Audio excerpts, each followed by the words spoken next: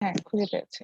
আচ্ছা, তো আপনাদের হচ্ছে 20 মার্কসের দেখবেন যে মার্কস টা হচ্ছে আমি অলরেডি রিলিজ করেছি, আপনারা কি পেয়েছেন? আমি পাইনি। পুরোটা না, জি।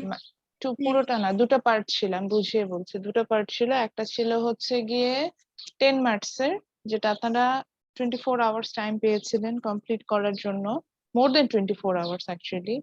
অ্যানাদার ওয়ান যেটা আমাদের মিড টার্ম ছিল গুগল ফর্মে, যেটা আমরা 20 মার্কসের এক্সাম ছিল, ওইটুকুর মার্কসটা দিয়েছি। এটা বললাম, ওটা পেয়েছেন সবাই? জি ম্যাম, পেয়েছি। হ্যাঁ, আমি আপনাদের মেইল করেছি, মানে এটা মেইল ব্যাক মেইলে চলে যাবে। আপনারা যে অফিসিয়াল ইমেইল দিয়ে লগ ইন করেছেন বা ওখানে চলে গেছেন, ওখানে মেইলে, এটা হচ্ছে যেহেতু সিস্টেম যেটা, তো ওইখান থেকে হচ্ছে গিয়ে ইয়া করেন, কি বলা যায়, মার্কসটা দেখে নিন, ঠিক আছে? অত মেইল চেক করলেই পাবেন, মেইন কথা তাদের মেইলে আছে। আমি যখন গুগল ক্লাসরুমে কিছু পোস্ট করি, আপনারা যে মেইলে ইয়াটা পান না, মেইল পান না একটা আপনারা সবসময়? হ্যাঁ, সেরকম একটা মেইল আপনাদের কাছে আজকে চলে যাওয়ার কথা, আমি যখন ওইটা মার্কসটা রিলিজ করে দিয়েছি। আর বাকি যে 10 মার্কস, ওটাও আজকে পেয়ে যাবেন। ফার্স্ট হাফ দিয়েছে, পরে সেকেন্ড হাফটা দিব, একবারে পুরোটা না। আর যদি মনে হয় যে আউট অফ 30 আমি আসলে কত পেলাম, সেক্ষেত্রে জাস্ট দুটাকে অ্যাড আপ করলে আপনি মার্কসটা পেয়ে যাবেন। বাকি মার্কস গুলো দিয়ে দিব ইনশাল্লাহ অ্যাজ সুন অ্যাজ পসিবল। আমি একটু একটু একটু সময় নিচ্ছিলাম নিজে, আমি একটু নিজে, আপনাদের সাথে লাস্ট উইক আমার এটা নিয়ে কথা হয়েছিল, I was beat down for some sort of reason, so একটু সময় লেগেছে আমার। এখন আর কিছু করার নাই, মানে হচ্ছে গিয়ে মেইনলি যেটুকু কাজ আমার সেটা তো করতে হবে, সেটা আমি করছি, সেটাই বললাম। তো ইনশাল্লাহ বাকি অংশগুলো পেয়ে যাবেন অ্যাজ সুন অ্যাজ পসিবল, এটাই বলছিলাম। আচ্ছা, আজকে আমরা যেটা নিয়ে স্টাডি করব, দ্যাটস অ্যাবাউট ইকুইলিব্রিয়াম। এটার পরে আসলে আমরা আমাদের নিউ চ্যাপ্টারে চলে যাব। আজকের নিউ চ্যাপ্টার যেটা পড়বো, আমি ফার্স্টে ভেবেছিলাম এলাস্টিসিটিটা পড়ে, কিন্তু আমার কাছে মনে হলো এলাস্টিসিটির আগে আমরা খুব মজার একটা চ্যাপ্টার পড়বো, দ্যাট ইজ এক্সটার্নালিটি। তো ওটা পড়ার আগে হচ্ছে গিয়ে আমি আমি লাস্ট ক্লাসে যেটা হচ্ছে গিয়ে আপনাদের কাছে আমি একটা কোশ্চেন রেখেছিলাম, মনে আছে কিনা, যে আমরা যে যে ডিমান্ড এন্ড সাপ্লাই নিয়ে যে পড়ে আসছি, এবং আমরা আনইথিক্যাল কিছু প্র্যাকটিসেস ফাইন্ড আউট করেছি। আমরা দেখেছি যে বাংলাদেশে যেটা হয় যে এই যে রমাদান শুরু হয়ে যাবে, এর আগে দেখা যায় যে একটা আনইথিক্যাল প্র্যাকটিস থাকে। আমরা সাপ্লাই বলতে যেটা বুঝি, সেই ডেফিনেশন ওয়াইজ সাপ্লাই আসলে সাপ্লাই যেটা আমরা বুঝি এটা সাপ্লাই না। দেখা যায় যে স্টক করে রাখছে, প্রাইস বাড়াচ্ছে। সো আমি আপনাদের কাছে আসলে সাজেশন চেয়েছিলাম যে পলিসি মেকার হিসেবে যদি আপনাকে অ্যাক্ট করতে বলে, সেই ক্ষেত্রে তখন আপনার অ্যাক্টিভিটিসটা কি হবে, হুইচ মিনস আপনি আসলে কিভাবে এরকম ক্রিটিক্যাল সিচুয়েশনে সলিউশনটা বের করবেন। আপনার মানে আপনার মতে এই ধরনের আনইথিক্যাল প্র্যাকটিস বন্ধ করার জন্য, সাপ্লাই সাইডে স্পেশালি, ডিমান্ড সাইডেও হয়, এটার জন্য আমরা কি কি করতে পারি। আমি বলেছেন যেটা নিয়ে জাস্ট থিঙ্কিং করতে, আমরা একটু ওপেন ডিসকাশনে যাব, এরপরে ইকুইলিব্রিয়ামে যাব, then we will go to our new chapter. So random বেসিসে যাই, আমি প্রথমে সাবিরা আক্তারের কাছে জানতে চাচ্ছি। Sabira, can you hear me?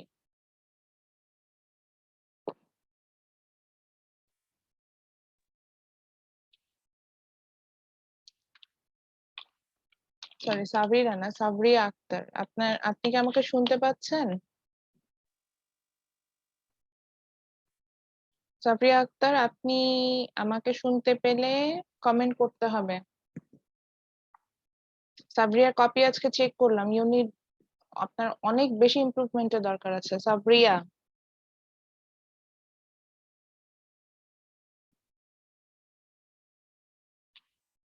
আচ্ছা, সাবরিয়াকে কথা বলতে বলেছি, মানে আমি এখন যার নাম বলবো সে আসলে কমেন্টটা করবে। আমি কোশ্চেনটা আবার বলছি, আমাদের কোশ্চেনটা এমন ছিল যে আহ আমি যাকে বলবো সে এটা রিপ্লাই দিবে। মানে আমাদের এরকম ছিল যে আমরা যখন সাপ্লাই পড়ছিলাম, আমরা দেখেছিলাম there are lots of factor, for that purposes our supply will change, or there will be some shifting in supply curve. So আমার কথা ছিল, বাট এগুলো কোনো ফ্যাক্টরস গুলো বাংলাদেশে কাজ করে না।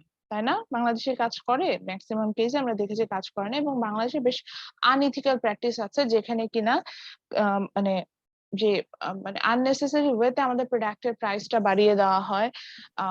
বা ম্যাম জি আমি যদি বল। একটু বলি, ম্যাম সিন্ডিকেটের ব্যাপারে তো আপনি বলছেন, যাতে এটা যাতে হুম। না হয় এই ব্যাপারে, বা আমি যদি পলিসি মেকার হই তাহলে সিন্ডিকেটের মানে বিপরীতে ম্যাম আমি কি কি ধরনের স্টেপ নিতে পারি, সেই কোশ্চেনটা করছেন আপনি। হুম হুম হুম হুম হুম আনএথিক্যাল প্র্যাকটিস বলতে আমি ওটাই বুঝিয়েছি, যে এই যে আননেসেসারি প্রাইসটা বাড়াচ্ছে, যেটা হওয়ার কথা নয়, যে এই ধরনের প্র্যাকটিস গুলো হচ্ছে, সেই ক্ষেত্রে আসলে আমরা কি করতে পারি। আনএথিক্যাল প্র্যাকটিস গুলো এখানে সিন্ডিকেট আসতে পারে। দেন হচ্ছে গিয়ে আমি যেটাকে বলতে পারি যে অনেক সময় দেখা যায় প্রাইস হাইকিং, যেটাকে আমরা বলি, যে ডিফারেন্ট পার্সনের কাছে ডিফারেন্ট প্রাইস। মিসলিডিং প্রোডাক্ট হতে পারে। হুম হুম হুম। আমি প্রাইস ডিসক্রিমিনেশনের কথাটা আনতে চাচ্ছি, যদিও এই টার্মটা আমরা এখানে ইউজ করি না। এখানে যেটা হয় যে ইউনিফর্ম একটা প্রাইস থাকার কথা। সাপোজ ধরেন জিসানও মার্কেটে গেল, ফারজানাও মার্কেটে গেল, এখন জিসান একদম নর্মাল ড্রেস পরে গেল, দোকানদার চিন্তা করলো যে ও তো হচ্ছে গিয়ে মনে হয় বেশি একটা পকেটে টাকা পয়সা না, ওর কাছে বেশি দাম ছিল না। ফারজানা খুব সুন্দর করে সেজে গুজে গেল, ওকে চিন্তা করলো ও তো রিচ ফ্যামিলির মেয়ে, ওর কাছে বেশি প্রাইস চাই। এই যে প্রাইস ডিসক্রিমিনেশনের বিষয়গুলো, তারপরে যে সিন্ডিকেটের বিষয়গুলো, তো এই যে unethical practice, specially in supply side, এটাকে প্রিভেনশন করার জন্য as a policy maker what's your opinion? আমি এটাই ছিল আমার কোশ্চেনটা, এরকমটা। আমি যে সিন্ডিকেট নিয়ে বলছিলাম, প্রাইস হাইকিংটা নিয়ে এখন বলে ফেললাম। সো আমি আগে সাবরিয়ার কাছ থেকে জানতে চেয়েছি। আপনি আনমিউট করে কথা বলেন, আপনার মাইক্রোফোনটা আনমিউট করেন। আমাকে এখানে ম্যাম দেখা যাচ্ছে যে আপনার নেটওয়ার্ক প্রপার, একদম মানে পারফেক্ট আছে। জি বলেন। ম্যাম কোশ্চেনটা আবার কোশ্চেনটা হচ্ছে গিয়ে সাপ্লাই সাইডে যে আনইথিক্যাল প্র্যাকটিস গুলো আছে, এটা প্রিভেনশনে অ্যাজ এ পলিসি মেকার আপনার সাজেশন কি থাকবে?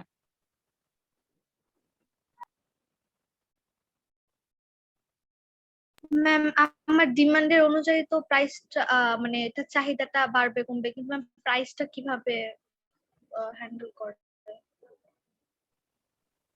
ম্যাম আমি বলবো। হ্যাঁ বলেন। ওকে ম্যাম, এখানে কয়েকটা কাজ করা যেতে পারে। ম্যাম আমাকে কি শুনছেন? জি আমি শুনতে পাচ্ছি। আচ্ছা দুজন একসাথে কথা বললে তো হবে না। না না, একটু চেক করে নিলাম, আমার হ্যাঁ একটু হ্যাঁ নেটওয়ার্ক হ্যাঁ একটু হ্যাঁ সমস্যা হ্যাঁ হচ্ছে, হ্যাঁ আপনার কথা আচ্ছা ঠিক আছে, কেটে কেটে আসতেছিল। বলেন বলেন। আচ্ছা, প্রথমত আমি বলবো যে আমাদের যে এডুকেশন সিস্টেম, ওইখানে ম্যাম ইথিক্স এর উপরে কিছু কোর্স ম্যাম রিলেট করা দরকার। ম্যাম আমি আজ পর্যন্ত যে বইগুলাই পড়েছি, ওইখানে আমি কোনো ইথিক্যাল রিলেটেড কোনো বই আমি পাই নাই, বা কোনো কোর্স পাই নাই যে টিচার আমাকে এই ব্যাপারগুলা আনইথিক্যাল এই ব্যাপারগুলো আমি করলে এইভাবে ক্ষতি হইতে পারে আমাকে কেউ বোঝায় নাই। এখন যদি স্যার টিচার ম্যাডামরা দয়া করে হয়তো বা কিছু ইথিক্যাল কথা বলছে, কিন্তু এটা আমার কোনো কোর্সে ছিল না, এবং আমি এটা সম্পর্কে বিস্তারিত জানি না। এটা হচ্ছে একটা। আরেকটা হচ্ছে ম্যাম, এই যে মানুষের একসাথে অনেক বাজার করার যে একটা প্রবণতা, যে আমি 1 মাসের বাজারটাই আমি একদিনে করে ফেলবো, এইটা না করে ম্যাম মানুষের, আমি 3 দিনে বাজারটা করলাম, আমার বাজার তো ম্যাম আমেরিকা না, আমার বাজার তো আমার বাসার পাশেই। তো আমি 3 দিনে বাজার করলাম বা 1 সপ্তাহ বাজারটা করলাম, বাজারটা আমি ভেঙে ভেঙে করলে একসাথে এত ডিমান্ড তৈরি হয় না, তো ওই দাম বাড়ানোর প্রয়োজনীয়তাটাও পড়ে না। এই হচ্ছে 2। আর 3 হচ্ছে ম্যাম, গভর্নমেন্টকে প্ল্যান করতে হবে যে আমার ওই সময়ে, কারণ প্রতি বছরই তো রোজা আসতেছে, তো আমি গত বছরের রোজাতে আমার কতটুকু চাহিদা ছিল, ওই চাহিদা অনুযায়ী এই রোজাতে আমি ওই সাপ্লাইটা দিতে পারবো কিনা, আমার সাপ্লাই ওইটা নিয়ে ম্যাম অনেক আগে থেকে ম্যাম প্ল্যান করতে হবে। আর যদি আমার ওই সাপ্লাইটা দিতে হলে আমার যদি কৃষি জমির মানে ওই কি বলে মানে ফসল বাড়ানোর প্রয়োজন পড়ে, আরো জমি ইনক্লুড করার প্রয়োজন পড়ে না, আরো জমিতে যেমন ধরেন ধান, আমি ধরেন সাপোজ আমি 500 মেট্রিক টন ধান আমি করতেছি, কিন্তু আমার রোজার সময় লাগতেছে 700 মেট্রিক টন। তো এটা তো আমি গত বছর দেখলাম, আমি অবজার্ভ করলাম, তো এই বছর আমার এটা খেয়াল রাখতে হবে যে রোজার সময় 700 মেট্রিক টন ধান মার্কেটে থাকে। আরেকটা কথা হচ্ছে, এই যে আনএথিক্যাল প্র্যাকটিস গুলা করছে, আপনার কি মনে হয় না যে এটা গভর্নমেন্ট জানে? অবশ্যই এটা গভর্নমেন্ট জানে, এত বড় একটা ইস্যু গভর্নমেন্ট জানে না কেমনে? গভর্নমেন্টকে ম্যাম নিজের জায়গায় অনেস্ট হইতে হবে। Ma'am that's it. আচ্ছা, খুব আপনার একটা পয়েন্ট ভালো লেগেছে যে আমি পয়েন্ট গুলো নিয়ে পরে বলবো। ওকে, জিসান বলতে চাচ্ছিলেন, জিসান যদি বলতেন কিছু।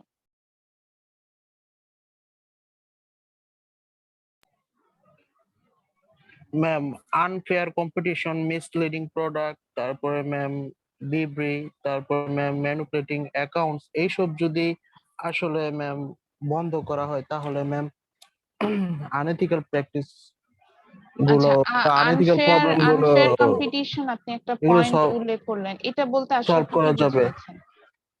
আপনি আনফেয়ার কম্পিটিশন বললেন, ম্যাম, অন্যায় ভাবে ম্যাম প্রতিযোগিতা, যেমন ম্যাম এই আজকে ম্যাম ধরেন একজনে ম্যাম একটা প্রোডাক্ট ম্যাম সেল করতেছে এত প্রাইসে, আরেকজন ম্যাম আরো বেশি করে ম্যাম সেল করতেছে, এটা ম্যাম একটা মার্কেটের মধ্যে একটা আস্তে আস্তে একটা পর্যায়ে ম্যাম কম্পিটিশন তৈরি হয়ে যায়।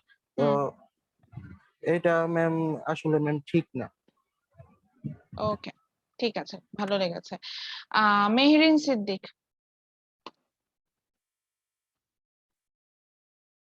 কথা বলতে হবে আপনাদের। আমি কপি চেক করতে যে আমার মনে হলো যে আমি আপনাদের আসলে ইয়া করি না, এটাকে কি বলে, ক্লাসে আপনারা তেমন কথা বলেন না, আমি হচ্ছে একটু ফোর্সও করি না, it becomes bad thing for us. এটার কারণেই দেখা যাচ্ছে যে আরো বেশি আপনাদের মধ্যে রিল্যাক্টেন্সি চলে আসছে। এটা আমি আমি অ্যাজ এ টিচার, আচ্ছা একটু আগে জিসান বলছিলেন, দুইটা পয়েন্ট নিয়ে একটু ব্যাখ্যা করি তারপরে আসি। জিসান বলছিলেন যে আনএথিক্যাল প্র্যাকটিসেস গুলো আমাদের কমাতে হবে, লাইক আমি যেন হচ্ছে গিয়ে আনফেয়ার কোনো কম্পিটিশন না করে, যে আমি দেখলাম ওই দোকানের দাম আহ, বেশি, এজন্য আমি জানি যে প্রোডাক্টের দামটা হচ্ছে কি 5 টাকা, ওই অন্য দোকানে এটা 10 টাকা ক্লেম করছে, বা আদার্স দোকানে আমি এই জন্য নিজে 10 টাকা ক্লেম করে ফেললাম, যাতে হচ্ছে গিয়ে আমার সেলসটা বেশি হয়। তো এরকম এই জায়গাগুলোতে আমি থাকবো না। আমরা হচ্ছে গিয়ে এনি হাউ আপনার মানে এনি হাউ না, মানে আমরা চেষ্টা করবো যে মানে আমাদের এন্ড থেকে আমরা যাতে এই ধরনের কোনো কিছুতে ইনভলভ না হই, এরকম একটা কথা ছিল। আচ্ছা, পরবর্তীতে হচ্ছে গিয়ে ফারজানার একটা পয়েন্ট আমার খুব ভালো লেগেছে। ম্যাম এই জিনিসগুলো নিয়ে অনেক জায়গায় কথা হয়। ইন্টারাপ্ট করতে যাচ্ছি ম্যাম। জি বলেন। ম্যাম, আমি একটু ইন্টারাপ্ট করতে চাচ্ছি। বাংলাদেশের প্রেক্ষিতে যদি বলি ম্যাম, আল্লাহর রহমতে আমাদের দেশটা তো সুন্দর একটা ভৌগোলিক অবস্থান, যেই জায়গায় আপনি একটা বীজ ফেলবেন আপনি এখানে একটা ফসল হবেই, মানে এটা যে কোনো জায়গায় আল্লাহর রহমতে এরকম একটা যায়। কিন্তু মানুষের মধ্যে এই যে প্রোডাকশনের যে ইয়াটা, এটা ম্যাম একদম ইয়াং জেনারেশনের মধ্যে এখন তো নাই। আমরা কি কেউ গাছ লাগাই? অথচ ধরেন ম্যাম, রাস্তার পাশ দিয়ে যদি আমি এটা ম্যাম আমাদের দেশ নিয়ে ম্যাম আমি কমার বেশি সবাই ইমাজিন করে ম্যাম, আমি নিজেও পার্সোনালি আমার দেশ নিয়ে আমি অনেক ইমাজিন করি। আমার কাছে মনে হয় বাসায় তো আমরা গাছ লাগাই, রাস্তার দুই পাশে যদি ম্যাম আমরা 3 হাত বা 5 হাত পরে পরে একটা করে গাছ লাগাই, আপনি চিন্তা করেন বাংলাদেশে কত কিলোমিটার ইয়া আছে, রাস্তা আছে। শুধুমাত্র এখানে যদি আমরা ফল গাছ লাগাই, এই ফল খেয়ে মানুষ শেষ করতে পারবে না, কিন্তু মানুষ তো এটা করে না। মানুষের এই যে আপনি এখন দেখবেন যে আগে আমি ম্যাম নারায়ণগঞ্জে থাকি, তো আমাদের এলাকায় আগে আমি ছোটবেলায় দেখছি যে এখানে ধান উৎপন্ন হইতো, কিন্তু এখন হচ্ছে না। এখন শুধুমাত্র উত্তরবঙ্গ এলাকাগুলোতেই ম্যাম একমাত্র এই কৃষি যে কাজটা এটা ম্যাম অব্যাহত আছে, কিন্তু আদারওয়াইজ অন্য জায়গাতে মানুষ কেন জানি এটার প্রতি ম্যাম আগ্রহ হারাই ফেলছে। এটা কি কষ্টের কারণে যে পরিশ্রম হয় বেশি, বা আদার কি কারণ, আমি এটা ম্যাম সঠিক জানি না। কিন্তু এই যে প্রোডাকশনের প্রতি মানুষের মানে আগ্রহ ম্যাম কমে আসছে। আর মানুষ ম্যাম নিজে এখন কিছুই পরিশ্রম করে খেতে চায় না, সব বাজার থেকে কিনে খেতে চায়। তো একটা মানে অল্প একটু জায়গা থেকে যখন একটা হিউজ পরিমাণ মানুষের জন্য কোনো প্রোডাক্ট আসবে, তখন তো ম্যাম ওই প্রোডাক্টটা মার্কেটে মানে ব্যালেন্স থাকবে না। যদি আমরা সবাই কিছু না কিছু প্রোডাক্ট করি, তখন ম্যাম একটা মার্কেটে ব্যালেন্স থাকবে। কিন্তু যদি আমরা উত্তরবঙ্গের আশায়, রংপুরের আশায়, দিনাজপুরের আশায় আমরা বসে থাকি, তাহলে এই হোল কান্ট্রিটা ম্যাম এটা মানে কেমনে চলবে? এটা তো চলা সম্ভব না। যদি আমরা হোল কান্ট্রি মিলে চিন্তা করি যে না, আমরা সবাই প্রোডাক্ট করবো, কেউ ধান বা যে কোনো প্রোডাক্টিভ কিছু হব, মেইনলি আপনার পয়েন্ট অফ ভিউটা ছিল প্রোডাক্টিভ যদি আমরা হওয়ার কথা চিন্তা করি, সেক্ষেত্রে আসলে আহ একটা আরো বেশি ব্যালেন্স, পসিবল, ব্যালেন্স একটা করাটা আরো ব্যালেন্স। বেশি। বাহ, সুন্দর একটা পয়েন্ট আমি ছিল। দেখলাম গতকালকে খবরে আসছে যে 4টা লেবুর দাম 120 টাকা। এখন আপনি বাসায় মানে মানুষের বাসায় যান, এটা কিন্তু ম্যাম একটা লেবু গাছ গ্রামে কিন্তু লাগাইলে এটা হয়, কিন্তু আপনি গ্রামে কয়টা বাড়িতে গিয়ে একটা লেবু গাছ পাবেন না। কিন্তু সবাই মানে কিনে খেতে চায়, কিন্তু একটা গাছ কিন্তু লাগাতে খুব পরিশ্রম হয় না। এই যে মানুষের মন মানসিকতার একটা ব্যাপার, এই যে মানুষ হুম। এগুলো নিয়ে ভাবছে না ম্যাম, এটা এটা আমার খুব কষ্ট লাগে, মানে এটা নিয়ে আমি খুব ভাবি যে এই যে একটা গাছ লাগাইলে কি হয়, কিন্তু ম্যাম লাগায় না। আমি গ্রামে থাকি ম্যাম, আমি গ্রামের পার্সপেক্টিভ থেকেই বলতেছি, মানুষ এখন কি ধরনের মডার্ন হয়েছে আমি জানি না, মানুষ এখন গাছ লাগাইতে চায় না, মানে নিজে কিছু করে খেতে চায় না, সবাই ম্যাম দোকান থেকে কিনে খেতে চায়। তো দোকান থেকে যদি আমি কিনে খেতে চাই, আমি যদি প্রোডাক্টিভ না হই, একটা দেশের বড় অংশ ওই উত্তরবঙ্গ থেকে বা সিলেট থেকে লেবু আসলো ওইটাই আমি খেতে চাই, তো সিলেটের লেবু দিয়ে কি হোল বাংলাদেশের লেবুর চাইতে মিটানো সম্ভব? এই জন্য তো ম্যাম চারটা লেবুর দাম 120 টাকা। থ্যাংক ইউ বাহ! ম্যাম। কথাগুলো শুনে আমার আমার নিজের কাছে অনেক অনেক রিয়েলাইজেশন আসছে। আচ্ছা, তাহমিনা বলতে চাচ্ছিলেন, হ্যান্ড রেজ করেছেন, বলেন। ম্যাম ফারজানা যেটা বললো মানে ওর কথার প্রেক্ষিতে যে কেন আসলে কৃষকরা চাচ্ছে না, তো ওইখানে আমার আর কি কিছু বলার আছে যে আসলে ম্যাম চাবে কিভাবে? আমাদের দেশে এত সিন্ডিকেট ম্যাম। একটা যখন আমরা যে পেঁয়াজের সময় দেখি যে আমি তো আমাদের এটারই চাষিরা পেঁয়াজ, সলিউশন চাচ্ছি, এটারই সলিউশন চাচ্ছি। ম্যাম হ্যাঁ, পেঁয়াজ বলেন। উৎপাদন করছে চাষিদের থেকে ম্যাম খুবই স্বল্প মূল্যে আড়তদাররা নিয়ে নিচ্ছে। হইতে হবে, গভর্নমেন্টের একদম হাত লাগবে, এটা ছাড়া কোনো উপায় নাই। কিন্তু গভর্নমেন্ট তো ম্যাম ঘুমায় আছে, একদম কমপ্লিটলি ঘুমায় আছে। একটা মার্কেট এভাবে চলতেছে, এটা কি গভর্নমেন্ট জানে না? অবশ্যই জানে। এটাতে ম্যাম ঘুষ চলতেছে কমপ্লিটলি, সিন্ডিকেট ওদেরকে ঘুষ দিতেছে, আর এই জন্য ওরা চুপ আছে। ওরা জানবে না কেন ম্যাম? ওদের তো এটা জানার কথা, এই কাজের জন্যই তো ওরা বসে আছে যে আমাদের দেশে কি হচ্ছে না হচ্ছে, আর একটা দাম কেন বাড়তেছে, এগুলা জানার জন্য তো ওরা বসে আছে, কিন্তু ওরা তো এগুলা করতেছে না। আচ্ছা, সো হ্যাঁ, তাহমিনা, আপনার কথাটাই আসে। হ্যাঁ জি ম্যাম। তখন যখন ম্যাম এই যে পেঁয়াজ উঠতেছে সেই সময়টাতে পেঁয়াজের দাম তারা খুব আড়তদাররা বা যারা আসলে প্রিজার্ভ করে রাখে তারা খুব কম দামে আমাদের কৃষকদের থেকে সেগুলো কিনে নিচ্ছে, কিনে তারা বস্তাবন্দি করে করে রাখতেছে, আড়তগুলোতে ভরে রাখতেছে এটাকে, যাতে পরবর্তীতে যখন সংকট হবে তখন তারা খুব বেশি মূল্যে সেগুলো বিক্রি করবে। তারা এই জিনিসটা চিন্তা করছে না যে এখন চাষিরা যদি ন্যায্য মূল্য না পায় পরবর্তীতে তারা কিন্তু এটা কম মানে কম চাষ করবে এবং কম চাষ মিসলিডিং করার প্রোডাক্ট। আমাদের কিন্তু পরবর্তীতে আবার সেই সংকট লেগে থাকবে, পণ্যের দাম বাড়বে, যোগান কম থাকবে। সেখানে ম্যাম আমাদের সরকারের উচিত সরাসরি কৃষকদের থেকে ন্যায্য দামে যে কোনো প্রোডাক্ট কিনে নেওয়া এবং যাতে একদম মানে খাদ্য মানে মজুত না রাখে সেই দিকে আর কি খেয়াল রাখা। আচ্ছা, এখানে আমি একটু অ্যাড করি। আপনারা কি জানেন, মানে কৃষকদের মানে এটার একটা বড় ধরনের সমস্যা যেটা আমারও কাছেও মনে হয়, সেটা হচ্ছে গিয়ে মানে খাদ্য মজুত করে রাখার কোনো বিষয় না। আমাদের ওয়েদার কন্ডিশন ভালো, সো এই জন্য যেটা হয় যে ভালো মতো প্রোডাক্ট কিন্তু মানে খুব অল্প পরিশ্রমে অনেক বেশি শস্য আমরা উৎপাদন করতে পারি, হারভেস্টের পরিমাণটা বেশি থাকে। আপনারা শুনলে অবাক হবেন, বাংলাদেশ এত বড় একটা মানে কৃষি প্রধান দেশ যেটাকে আমরা বলছি, অথচ এই কৃষি প্রধান দেশে আমাদের নাই, প্রত্যেকটা জেলায় জেলায় কোল্ড স্টোরেজ নাই। করার মতো অবস্থা নাই ম্যাম। হ্যাঁ, কোল্ড স্টোরেজটা নাই, গত কোল্ড বছর স্টোরেজটা নাই, এবং নাই তো নাই মানে পরিমাণ খুবই কম। এবং যেগুলো আছে অনেক কিছু আছে বেসরকারি মালিকানাধীন, যেখানে কিনা আপনার পক্ষে পসিবল না, মানে ওটার এক্সপেন্স এত বেশি হয়ে যাবে যে আপনি চাইলেও সেখানে ওটা হচ্ছে গিয়ে আপনি রাখতে পারবেন না। ম্যাম আমি এরকম আরো দেখছি যে কোল্ড স্টোর রাখতে হলে মনে করেন ম্যাম আমি 500 বস্তা পেঁয়াজ রাখবো, সেখানে আমাকে 100 বস্তা পেঁয়াজ ওই কোল্ড স্টোরের মালিককে দিতে হবে। হ্যাঁ, আমি তো ওটাই বলছি, মানে বিষয়টা এমন পর্যায়ে চলে গেছে বা প্রাইসিংটা এত বেশি হাই যে কৃষকরা ইন্টারেস্টেডও হয় না। একটা সময় দেখা যায় যে এত দাম দিয়ে রাখার থেকে না রাখা ভালো, তাদের কাছে এরকম একটা বিষয় মনে হয়। আচ্ছা, তো অনেকগুলো সলিউশন পেলাম, একটা সলিউশন আমার কাছে মনে হয়েছে যে পাঠ্যপুস্তকে যদি অ্যাড করা যায়। আমি আমি একটা সিম্পল জিনিস বলি, আজকে আমি আপনাদের সাথে এটা শেয়ার করতে চেয়েছি। আমার নিস, মানে আমার আমার ভাইয়ের মেয়ে আছে, তো আমি বাচ্চাদের অ্যাক্টিভিটিস মানে কাছে থাকে সবসময়, ছোটবেলা থেকে আমার কাছে বড় হয়েছে, ওই জন্য ওর অ্যাক্টিভিটিস গুলো অবজার্ভ করি, এটাই সবচেয়ে বড় বিষয়। ওর অ্যাক্টিভিটিস গুলো দেখি। আমি আজকে দেখলাম সে হচ্ছে আজকে অনলাইনে ক্লাস করেছে, and she was very happy, খুবই খুশি। অনলাইনে ক্লাস করেছে, মানে অনেকদিন তো সে স্কুলে যেতে পারছে না, এবং সে যে স্কুলে ছিল একদম ছোট বাচ্চা, মানে প্লে গ্রুপে পড়া টাইপের বাচ্চা, তো এদের তো আসলে এইভাবে অনলাইনে ক্লাসও হয় না। তো সে অনেকদিন স্কুলে যেতে পারে নাই। এখন স্কুলের তো যাওয়া সম্ভব না, তো সে তার ফ্রেন্ডদেরকে খুব মিস করতো। মানে ওর ব্যাপার যেটা হলো, স্কুলিং স্টার্ট হওয়ার পরে আসলে করোনা শুরু হয়ে গেল ফেব্রুয়ারি না মার্চ থেকে তো লকডাউন দিয়ে দিল। সে আসলে স্কুলে যেতে পেরেছে হাইয়েস্ট 2 মান্থ, এবং সে স্কুলে যেতে খুব পছন্দ করে। তো আমি দেখলাম সে তার স্টুডেন্ট না, সে তার ফ্রেন্ডদেরকে খুব মিস করে। সে তার ফ্রেন্ডদেরকে মিস করে, এবং সে খুব ভালো ছবি আঁকে। বাই দ্য ওয়ে, মানে তার এইজ ওয়াইজ, আমি তার যে ছবি আঁকার স্কিল এই ওয়াইজ বলছি, ভালো ছবি আঁকে। আমি দেখতাম সে তার ফ্রেন্ডদের ছবি আঁকছে, ফ্রেন্ডদেরকে মিস করে, সেখান থেকে সেই ফ্রেন্ডের ছবি আঁকে। তো আজকে সে যখন স্কুল করছে, মানে খুবই খুশি। তো আমি ওকে কালকেও তার স্কুল ছিল, সে তো জয়েন করতে পারে না, তা আমার কাছে আসে। আমাকে সে ডাকে হচ্ছে বড় ফু বলে। আমি ওর বড় ফুপি। তো ও 2 সিলেবলে কথা বলতে পারতো না, তো ওই ফু না বলে ও বলতো ফু, মানে ফুপি না বলে ও বলতো ফু। তো ওই জন্য ওইখান থেকে এখন ওইটাই ডাকে। তো বড় ফু, আমি জিজ্ঞাসা করছি, তুমি কালকে জিজ্ঞাসা করছি যে তুমি কি ক্লাস কালকে অনলাইন ক্লাস করেছো কিনা জিজ্ঞাসা করছি।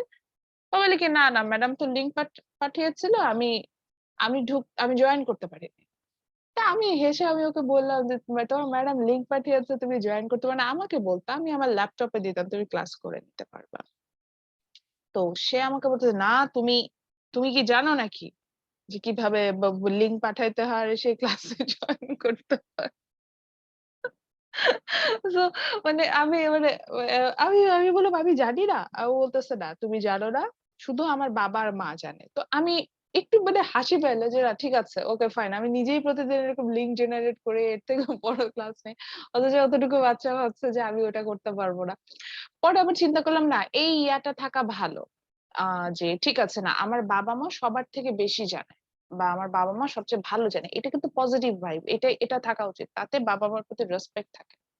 তো ওর ইয়াতে আমি এটা দেখলাম যে ওকে কিন্তু এই ভাইবটা দেওয়া হয়েছে যে হ্যাঁ, your dad knows the best, or your mom knows the best, or your mom is the best one, এরকম একটা ভাইব তাকে দেওয়া হয়েছে। এই জন্য তার মধ্যে এটা আসে। ইট ডাজন্ট মিন যে এটাও বলার সাথে সাথে আমি কিছু পারছি না বা আমার ফ্যামিলি মেম্বাররা কিছু পারছে না, এরকম কিন্তু না।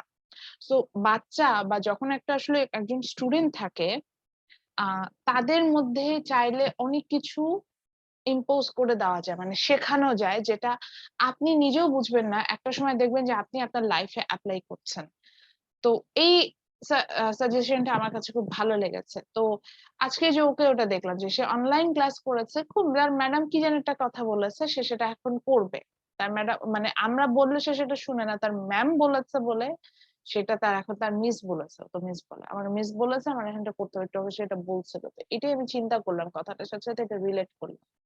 আর একটা জিনিস বলি, এটা নিয়ে আমি কোনো জাহির করছি না, গত বছর আপনাদের কোর্সেরা থেকে ফ্রি কোর্সেস অফার করা হয়েছিল, এটা কি আপনারা কেউ জানেন? গ্রিন ইউনিভার্সিটির স্টুডেন্টদের জি জন্য ফ্রি ম্যাম। কোর্স। কেউ কি কোনো কোর্স কমপ্লিট করেছেন? না ম্যাম। খুবই ভালো, মাশাআল্লাহ। আচ্ছা, তো এটা নিয়ে একটা কথা বলি। গত বছর যখন এটা অফার করা হলো, তখন হচ্ছে আমি জাস্ট আমাদের ওই যে অনলাইনে ক্লাস স্টার্ট হলো, তখনই এটা অফার করা হলো। তো তখন হচ্ছে আমার স্প্রিং সেমিস্টার ছিল। স্প্রিং এ আমি মেজরের একটা কোর্স নিলাম, দেখলাম মেজর বলে মানে একদম 300-400 লেভেলের কোর্স গুলো দিকে ছিল, তো একটা কোর্স আমার ছিল। তো আমি কোর্সেরাকে খুব ইন্টারেস্টিং একটা সোর্স পেলাম। তখন আসলে আমার একটু ব্রেকডাউন সিচুয়েশন শুরু হয়েছিল। তো আমি যেটা হলো যে আমার আমার অফিসিয়াল কাজও প্রচুর থাকতো, কিন্তু আমার কাছে মনে হতো I need to know more. আমার কাছে সবসময় মনে হয় যে আমি অনেক কম জানি, আমার জানার পরিধিটা অনেক কম, আরো জানতে হবে, এরকম একটা ফিলিং তখন কাজ করতো। আমার সাবজেক্টে স্পেসিফিক কিছু এরিয়া আছে, আমার কাছে মনে হয় যে এই জায়গায় আরো জানতে পারি আমি। তো কোর্সেরা যখন অফার হলো, আমি দেখলাম যে এটা আমার জন্য মানে কি বলে যে একটা বিশাল একটা জায়গা, যেখান থেকে আমি অনেক কিছু জানতে পারি। এবং শুধু জানা তো না, এখান থেকে আমি ইভেন্ট সার্টিফিকেটও পাবো, এবং ইফ আই ওয়ান্ট আমি এই সার্টিফিকেট গুলো বিভিন্ন জায়গায় শো করতে পারবো। আচ্ছা, তো যেটা বলছিলাম, আমি আমার ওই 400 মানে মেজরের কোর্সটাতে আমার স্টুডেন্টদেরকে বুঝায় বললাম, খুব ইন্সপায়ার করলাম যে কোর্সেরাতে এরকম কোর্স অফার করছে, আর ফ্রি তো, লাইক আমি এখন একটা কোর্স করছি, আমি নিজেই করছি, ইউনিভার্সিটি অফ সিডনি থেকে আমার 2টা সার্টিফিকেট আছে, মানে আমি ওদের কোর্সেরার অনলাইনে কোর্স কমপ্লিট করে শেষ এক্সাম দিয়েছে। এক্সামটা এই যে ঠিক এরকম খুব প্রপার ওয়েতে হয়, ওখানে প্লাগারিজমের কোনো সুযোগ থাকে না। ইউনিভার্সিটি অফ আর একটা কি ক্যালিফোর্নিয়া, ওয়েস্ট ক্যালি কি জানি এরকম, আমি একটু নামটা ভুলে গেছি। ওখান থেকে আমি এক্সেল এর উপর একটা কোর্স করেছি। তারপরে হচ্ছে ইউনিভার্সিটি অফ ম্যাকিউরি, সেখান থেকে একটা কমপ্লিট করেছে। So I am happy with my progress in that time. So ওদেরকেও খুব মানে খুব বুঝাই বললাম কোর্সেরা পজিটিভ সাইড গুলো, বললাম যে আপনি বাসায় বসে যখন খুশি তখন কোর্স গুলো কমপ্লিট করতে পারবেন। And the most positive point is that তাতে তো লার্ন হচ্ছে, পাশাপাশি আপনি সার্টিফিকেট পাচ্ছে, যেই সার্টিফিকেট কিনা আমি চাইলেই বিভিন্ন জায়গায় শো করতে পারবো। তারপরে বললাম যে লকডাউনের সময়টা কাজে লাগাতে, নতুন নতুন স্কিল ডেভেলপ করতে। আপনাদেরও বলবো এটা সময়টাকে কাজে লাগাতে, স্কিল ডেভেলপমেন্টটা আমাদের অনেক কাজে লাগবে। কারণ I am sorry to say, আপনি জানেন না যে এই করোনা পরবর্তী সময়ে আমাদের মার্কেট সাইজটা কেমন হবে, মার্কেটটা কেমন থাকবে। যেমন আমাদের অনেক সিনিয়র টিচার আছেন যারা ইভেন একটা ইমেইল পর্যন্ত করতে পারতেন না, প্রাইভেট পাবলিক বোথ ইউনিভার্সিটিতে আমি বলছি। দেখেন তো করোনাকালীন সময়ে এসে কি তাদের ওই স্কিল, ওই ইমেইল করতে পারি না এই কথাটা কি ঠিক আছে? এখন কিন্তু ইমেইল কেন, আপনাকে অনলাইনে নিজে ক্লাস স্টার্ট করে না নিতে পারলে আপনার চাকরি থাকবে না, বিষয়টা অনেকটা এরকম। সো নিউ নিউ স্কিল যেগুলো আছে you have to develop them, এগুলো আপনাকে করতেই হবে, স্কিল গুলো শিখতে হবে। আমি তাদেরকে এটাই বলেছিলাম যে নতুন কিছু শিখেন, নতুন স্কিল ডেভেলপ করেন, এই করোনার সময়টা পুরোটা কাজে লাগান, যাতে লকডাউনটা শেষ হওয়ার সাথে সাথে এই যে স্কিল গুলো শিখলেন সেগুলো আপনার ক্যারিয়ারে কাজে লাগে। আমি বলেছিলাম সেটা হতে পারে এক্সেলে, আপনি এক্সেলটা পুরোটা শিখুন, এক্সেলে এক্সপার্ট হয়ে যান, এক্সেলে কাজ জানো, অনেক কাজ। আমি নিজেই এক্সেল অনেক কাজ জানতাম না, ওই যে আমি বললাম আমি এই কোর্সের আর কোর্স করে শিখেছি। তারপরে বললাম যে ঠিক আছে যদি আপনার রিসার্চার হওয়ার ইচ্ছা, এসপিএস এর সফটওয়্যারটা রান করা শিখেন, বা হচ্ছে গিয়ে যে সাবজেক্ট মার্কেটিং এর হলে মার্কেটিং রিলেটেড কিছু পড়েন। আপনি ইংলিশের স্টুডেন্ট, আপনার মনে হচ্ছে আপনার লিটারেচার বেশি জানা দরকার, আপনি লিটারেচার আপনার যেই টপিক সেটার উপর রিলেটেড কিছু স্টাডি করেন। অনেক কিছু বলেছে। তো আমি ভুলেও গিয়েছিলাম। আইএলটিএস এর প্রিপারেশন নিতে বলেছে, জিআরই জিম্যাট এর জন্য বলেছে, এগুলো সব অনলাইনে, কোনো কিছু পেমেন্ট কিন্তু লাগে না। তো আমি একদমই ভুলে গিয়েছিলাম টু বি অনেস্ট যে আমি এগুলো বলেছি। এবং দেন আমি নিজেও কোর্সেরা থেকে 3টা কোর্স কমপ্লিট করি। কোর্সেরা থেকে 3টা কোর্স কমপ্লিট করার পরে যে আমি বললাম আমার একটু ব্রেকডাউন আছে, মানে আমি আমি আমি খুব ফ্র্যাঙ্কলি বলতেই পছন্দ করি, আমি খুবই ডাউন হয়ে গেলাম। তো আমি when I was depressed, আমার যেটা একটা খুব বাজে জিনিস, আমি যদি কোনো কারণে প্রফুল্ল থাকি, যেটাকে বাংলায় বলে, না আমার যদি কোনো কারণে মন ভালো থাকে আমি সব কাজ করতে পারি, মানে খুব ফাস্ট করতে পারি, আমার লার্নিং খুব ফাস্ট, আমি খুবই ফাস্ট লার্নার। তো আমি খুব ফাস্ট কাজ করি, ফাস্ট করি। যেমন আপনাদের কপি চেক করতে কিন্তু আমার খুব বেশি সময় লাগে না, কিন্তু এইটার জন্য আমার না, মানে আমাকে ঠিক থাকতে হবে, আমার মেন্টাল স্টেটাসটা ঠিক থাকতে হবে। যদি আমি মেন্টাল স্টেটাস ঠিক থাকে আমি একদিনে সব খাতা দেখে শেষ করে ফেলতে পারবো। আমার ক্ষেত্রে বিষয়টা এরকম, সব খাতা দেখা মানে কি পড়ে প্রপার ওয়েতে পড়ে সেটা মার্কস ইনপুট হয়, যেটা যেটা আমাদের কোথায় সবই করতে পারবো। তো আমার নিজেরই ব্রেকডাউন হয়ে গেছিল, আমি আর স্টুডেন্টদেরকে কি বলবো।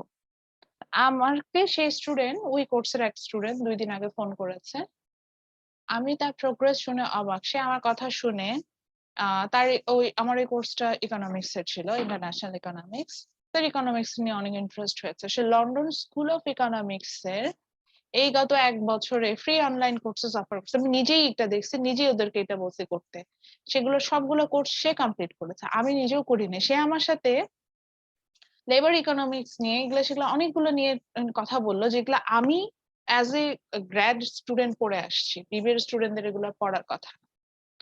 সো তারপরে আমাকে বলে যে ম্যাডাম আপনার কথাটা খুব ভালো লেগেছিল যে লকডাউনের সময়টা কাজে লাগাইতে। আমি আমার সময়টা এই গত 1 বছর সময়টা কাজে লাগিয়েছি। আমি আইএলটিএস এর প্রিপারেশন নিয়ে ফেলেছি, আমি অনলাইনে কোর্স কমপ্লিট করছি, আমার অনেকগুলো সার্টিফিকেট আছে যেগুলোতে হচ্ছে পে করে নিতে হবে সার্টিফিকেট, ওগুলো করি না, ওগুলো করে রাখছি। ওই ওই লার্নিংটা তো আমার আছে, আমি এখন যখন আর কেউ জিজ্ঞাসা করবে আমি হচ্ছে গিয়ে এটা কাজে লাগাতে পারবো। এবং আরো শুনে এখানেই কথা শেষ না, বলে এই যে কোর্স গুলো কমপ্লিট করেছে করার পরে সে ওই ইউনিভার্সিটির আন্ডারে কোর্স গুলো কমপ্লিট করছে ফ্রি, ওই ইউনিভার্সিটির ওয়েবসাইটে খুঁজে খুঁজে এরকম একটা সে অলরেডি জার্মানির একটা ইউনিভার্সিটি, ইউরোপের আর একটা কান্ট্রি, সেখানে 2জন প্রফেসরের সাথে অলরেডি তার কথা হয়েছে, ইমেইল করছে, তাদের সাথে কথাবার্তা হচ্ছে।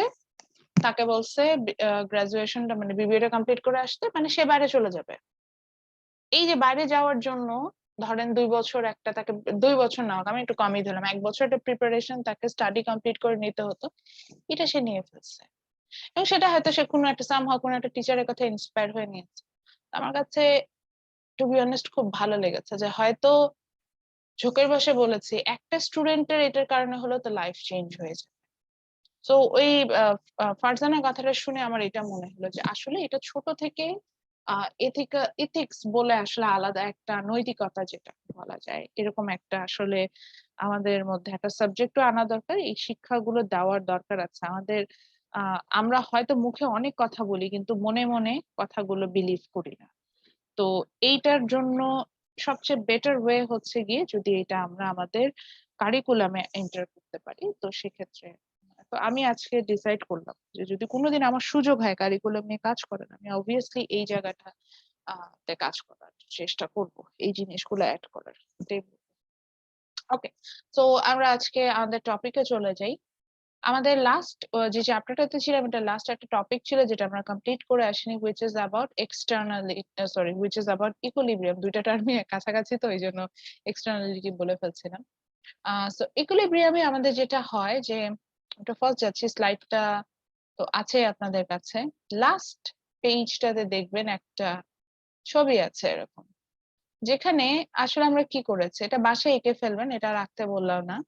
ঠিক একইভাবে আমরা x axis নিয়েছি এবং y axis নিয়েছি। in x axis there is quantity and y axis there is price. So we know the demand curve is a downward sloping curve, so we draw a downward sloping demand curve, that is a green line, and we draw a upward sloping supply curve, that is a blue line. So when you draw a random demand and a supply curve, you will find out that the interesting part is that these two different loop curve passes each other only one point.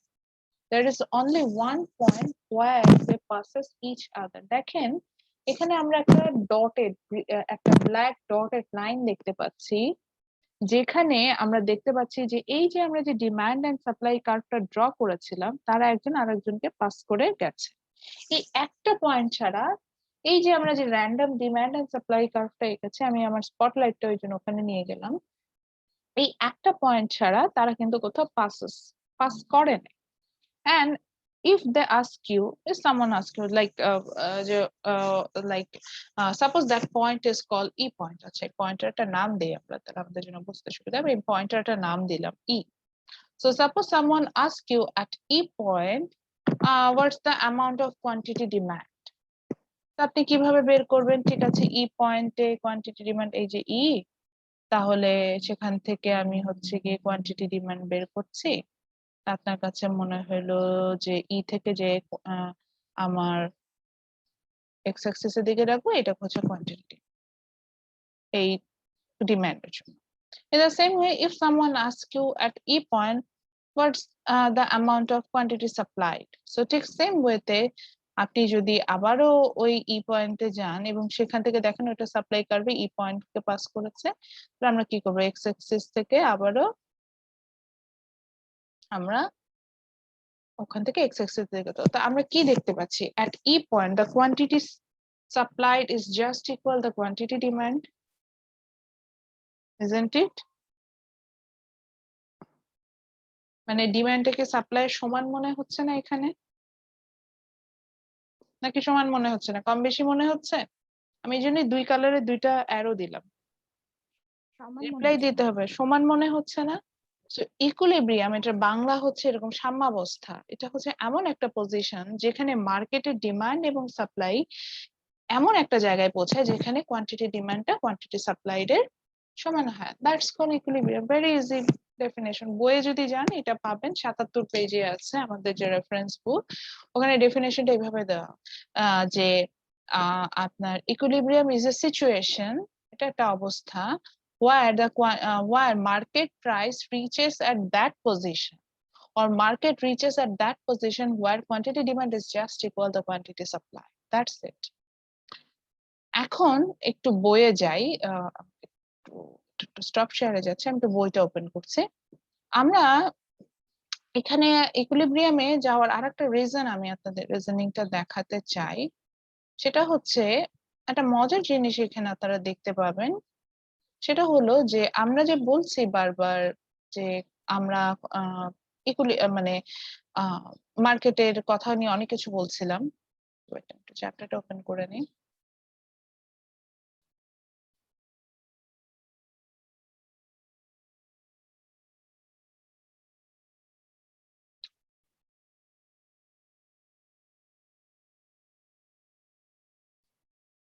So you can see that you will find out this from chapter 4, page 77. So already you know that equilibrium means the balancing situation where quantity demand is just equal to the quantity supply. So if they talk about the like আমি এটাতে যাচ্ছি যে excess demand excess supply পজিশনে যাওয়ার চেষ্টা করছি। So এখানে যদি একটু নোটিস করি এই এক্সেস, এটা বোঝার, এটা জাস্ট আন্ডারস্ট্যান্ডিং এর জন্য আমি এটা আপনাদেরকে বোঝাচ্ছি, এর বাহিরে কিছু নাই। এখান থেকে আমি কোনো প্রশ্ন করব না, আগে থেকে বলে দিলাম এখান থেকে প্রশ্ন করব না, জাস্ট একটু বুঝি যে কখন এক্সেস ডিমান্ড আসবে আর কখন এক্সেস সাপ্লাই আসবে।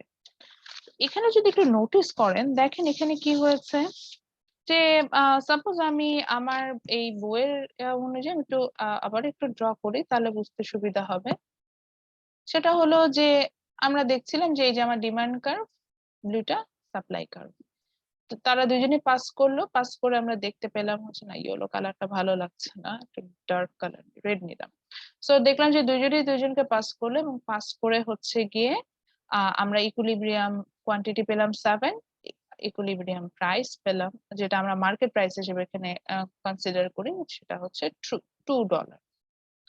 এখন ধরেন মার্কেটের ইচ্ছা হলো, মানে মার্কেট না, মানে হঠাৎ করে প্রাইসটা বেড়ে গেল, ধরে নিলাম যে আনইথিক্যাল প্র্যাকটিসে প্রাইসটা $2.5 করে দেওয়া হলো। তো দেখি তো $2.5 কি হয়। আমরা দেখতে পাচ্ছি at $2.5 এই $2.5টা আমার ডিমান্ড কার্ভকেও পাস করে গেছে, একটা পয়েন্টে সাপ্লাই কার্ভকেও পাস করে গেছে। তো ডিমান্ড কার্ভকে যে পয়েন্টে পাস করে গেছে সেখান থেকে আমরা একটা স্ট্রেট লাইন ড্র করলাম টুয়ার্ডস দ্য এক্স অ্যাক্সিস। সেখানে দেখতে পেলাম যে at $2.5 price, the quantity demand is 4 units of product. ঠিক কিনা? And at $2.5 price দেখতে সাপ্লাই কার্ভে যে পয়েন্টটা পাস করেছে সেখান থেকে কোয়ান্টিটি কতটুকু পাই? ঠিক একইভাবে কোয়ান্টিটি সাপ্লাইড পেলাম 10 units of product. অ্যাকচুয়ালি এখানে কি হলো, ঘটনাটা যেটা হলো, যখন প্রাইসটা বেড়ে গেল, প্রাইস বাড়া মানে কি, at higher price I love to supply more, isn't it?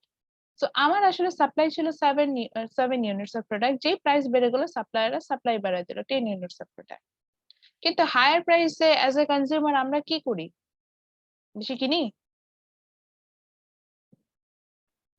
বেশি কিনি না কম কিনি? এটা তো বলতে হবে। জিসান, আমরা কি বেশি কিনি হায়ার প্রাইসে? না ম্যাম, না ম্যাম। আচ্ছা, কম হায়ার কিনি। প্রাইসে আমরা কম কিনবো, so it's the basic thing. So আমরা কি করলাম, যে প্রাইসটা বেড়ে গেল আমরা কম কেনা শুরু করলাম। সো আমরা আপনার 7 থেকে 4 ইউনিটস অফ প্রোডাক্ট নেমে গেলাম। তাহলে কি হলো, তাহলে যেটা হলো দেখেন তো, অতিরিক্ত দামে আমরা বেশি প্রোডাক্ট সাপ্লাই দিচ্ছি কিন্তু ডিমান্ড করছি কম প্রোডাক্ট। তাহলে কি হচ্ছে, মার্কেটে একটা এক্সেস সাপ্লাই হয়ে যাচ্ছে, আমি তো কিনবো 4টা প্রোডাক্ট, কিন্তু মার্কেট আছে 10টা প্রোডাক্ট, বাকি প্রোডাক্ট গুলো কি হবে, নষ্ট হয়ে যাবে। সো কি মার্কেটে একটা সিচুয়েশন দেখায়, এটাই হচ্ছে এক্সেস সাপ্লাই। আমরা অনেক সময় বলি না যে সারপ্লাস, মার্কেটে সারপ্লাস যাচ্ছে, এক্সেস সাপ্লাই যাচ্ছে, এটাই হচ্ছে সেই সিচুয়েশন যখন ওই যে প্রোডাক্ট নষ্ট হয়ে যায়। যেমন আমরা মৌসুমের অনেক সময় মানে ওয়েদার কন্ডিশন ভালো থাকলে বেশি ফসল ফললে যেটা দেখতে পাই, যে দেখা যায় যে যেই প্রাইস ওই প্রাইসে আমরা যতটুকু ডিমান্ড করে আমরা এটা কিনে ফেলেছি, বাকি প্রোডাক্ট গুলো নষ্ট হয়, এটাকে আমরা বলি এক্সেস সাপ্লাই। তো তখন আসলে মানে সাপ্লায়াররা বাধ্য হয় প্রাইসটা কমাতে এবং কমিয়ে হচ্ছে কি ইকুইলিব্রিয়াম প্রাইস অর্থাৎ মার্কেট প্রাইস আসে, যেখানে কিনা আমরা সর্বোচ্চ অ্যাজ এ কনজিউমার আমরা সর্বোচ্চ পরিমাণ প্রোডাক্টটা কিনে থাকি। আচ্ছা, ঠিক একইভাবে এক্সেস ডিমান্ড কোনটা, যেটা আমরা শর্টেজ বলে থাকি, এটা কিভাবে, কোনো কারণে ধরেন প্রাইসটা কমে গেল, তো কোনো কারণে যদি প্রাইসটা কমে যায় তাহলে কি হবে, ধরে নিন আমাদের এখানে প্রাইসটা কমে হয়ে গেল $1.5। ঠিক একইভাবে সে ডিমান্ড কার্ভ এবং সাপ্লাই কার্ভকে দুটো পয়েন্টে পাস করলো। আমরা দেখলাম সাপ্লাই কার্ভে যে পাস করলো সেখান থেকে আমরা কোয়ান্টিটি সাপ্লাইড পেলাম 4 units, from the demand curve the quantity demand is 10 units. So actually what happening here, at the lower price obviously as a consumer we will purchase more, isn't it? So the quantity demand increases, but at the lower price as a supplier we will supply less. তো বাজারে কি হচ্ছে, আমি 10টা product কিনতে যাচ্ছি কিন্তু বাজারে সাপ্লাই আছে কি মাত্র 4টা প্রোডাক্ট, তাহলে কি হবে, আমার ডিমান্ড বেশি সাপ্লাই কম। সো এটাই হচ্ছে গিয়ে excess demand or shortage situation. তো এই সিচুয়েশন আমরা কনজিউমার কি করি, আমাদের যেহেতু ডিমান্ড বেড়ে যায় আমরা হচ্ছে গিয়ে আর একটু বেশি দামে প্রোডাক্টটা কেনার চেষ্টা করি, এইভাবে আবারও ইকুইলিব্রিয়ামে রিচ করেছি। এটা হচ্ছে সিচুয়েশন। এখান থেকে আমি সাধারণত প্রশ্ন করি না, এটা জাস্ট বুঝিয়ে রাখলাম যে এক্সেস ডিমান্ড বা এক্সেস সাপ্লাইটা কিভাবে আসে। এটার জন্য পরবর্তীতে যদি কখনো মানে ভাইভা বোর্ড বা অন্য কোথাও ফেস করেন যাতে জিনিসটা বুঝতে পারেন যে ইকুইলিব্রিয়াম থেকে কিভাবে এক্সেস ডিমান্ড বা সাপ্লাই আমরা পৌঁছাইতে পারি।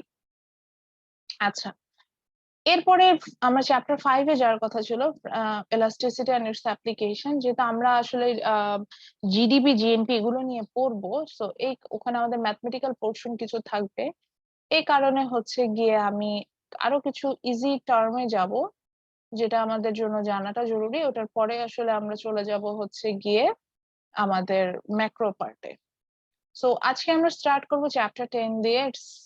The name of the chapter is externalities. খুবই মজার একটা চ্যাপ্টার, ওয়ান অফ মাই মানে ইজি চ্যাপ্টার। মানে আমার নিচরেও যদি এখন বুঝাই যে আসো আমরা এক্সটার্নালিটিস বুঝিও, ও বুঝে যাবে, এরকম হচ্ছে একটা চ্যাপ্টার এটা। তো এই কারণে বলা যে it's a very easy chapter. তো আচ্ছা, আমাদের একটু ইন্টারাপ্ট করি। আমাদের আজকে লেকচার আমি কত নাম্বার দিয়েছি আমি না ক্লাসের টাইটেলটা দেখতে পাচ্ছি না, এই জন্য জিজ্ঞাসা করলাম। ঠিক লেকচার 16 না আজকে? জি ম্যাম, এটাই দিয়েছেন। হ্যাঁ হ্যাঁ, ওইটার জন্যই হচ্ছে গিয়ে আমি ইয়াটা নিচ্ছিলাম। ওকে, সো এক্সটার্নালিটিসটা কি, এটার এক্সাম্পল কিভাবে দেবো, এটার জন্য প্রথমেই ক্লাসটা কথা বলতে চাচ্ছিলাম, পরে চিন্তা করলাম না এটা যখন পড়াবো তখন বলি। তো অ্যাজ এ টিচার আমার কিছু এথিক্স আছে যেটা আমি সবসময় মেনটেন করি এবং চেষ্টা করি। তো ধরেন আমি চাইলেই কি করতে পারি, ক্লাস বন্ধ করে দিতে পারি, মেকআপ ক্লাস নাও নিতে পারি, ঠিক সময় আপনাদের কপি নাও চেক করতে পারি, তো কিছুই করলাম না।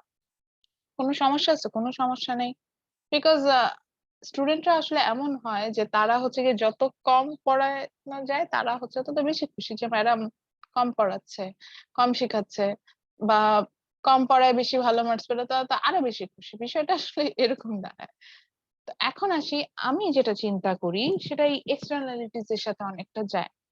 আমি চিন্তা করলাম যে ধরেন আমি আপনার ক্লাসটা এখন নিলাম না, না নিয়ে আমি কি করলাম, আমি বাসায় ঘুমায় গেলাম, ঘুমাইলাম, ঘুম টুম থেকে উঠে দেন হচ্ছে গিয়ে চলে আসলাম। তো এখন দেখেন আমার এই একটা ঘুমের কারণে আমি ঘুমালাম, আমি বেনিফিটেড হলাম, আপনি কি আসলে বেনিফিটেড হলেন?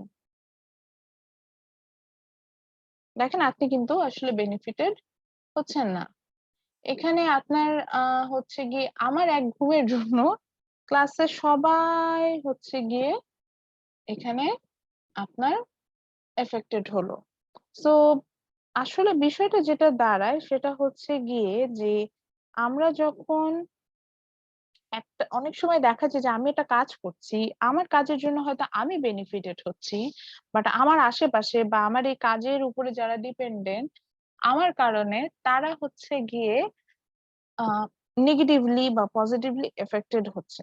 এই ঘটনাটাকে আমরা সাধারণত বলে থাকি যে এক্সটার্নালিটিস। আচ্ছা, এটা একটু ভালোভাবে বুঝিয়ে বলি। এটা হচ্ছে এরকম, বিষয়টা অনেকটা দাঁড়ায় সেটা হচ্ছে যে ধরেন আর একটা বাস্তব উদাহরণ দিই। আচ্ছা, বিথি কি ক্লাসে আছেন? মারিয়া আক্তার বিথি? আচ্ছা, মহুয়া আছেন ক্লাসে? ওকে, তো এটার একটা ভালো এক্সাম্পল দিই। ধরে নিচ্ছি যে আমি ধরেন কার নাম বন্যার বাসার পাশে একটা বন্যার কালকে হচ্ছে আমার কোর্সেরই মিড টার্ম এক্সামিনেশন, মানে কিচ্ছু পড়ে নাই, এখন হচ্ছে ওনার আজকে পড়াশোনা করতে হবে। তো বন্যা আজকে খুব ভালোভাবে স্টাডি করবে এই চিন্তাটা নিয়ে পড়তে বসছে। এই সময় দেখলো পাশের বাসায় হচ্ছে একটা কনসার্ট হচ্ছে, পাশের বাসায় হচ্ছে না, পাশের বাসায় একটা প্রোগ্রাম হচ্ছে, এই কারণে হচ্ছে গিয়ে ও ওখানে অনেক শব্দ হচ্ছে, এই কারণে ও পড়তে পারলো না। এখন দেখেন পাশের বাসায় একটা বিয়ের অনুষ্ঠান হচ্ছে, সেখানে কনসার্ট হচ্ছে, এটাতে তো আসলে মানে মহুয়ার কিছু মানে আমি যেটা বলছিলাম যে বন্যা বা মহুয়া ওদের তো কিছু করার নাই। কনসার্ট হচ্ছে, এটা ওদের, ওরা প্রোগ্রাম হচ্ছে, ওরা আনন্দ করছে সেখানে, ওদের হচ্ছে গিয়ে আপনার বেনিফিটস, এখানে তো আসলে আমাদের কিছু করার নেই। কিন্তু এইটার কারণে যেটা দেখা যাচ্ছে যে বন্যা ক্লাসের পড়াটা ঠিক মতো করতে পারলো না, এক্সামটা খারাপ হলো।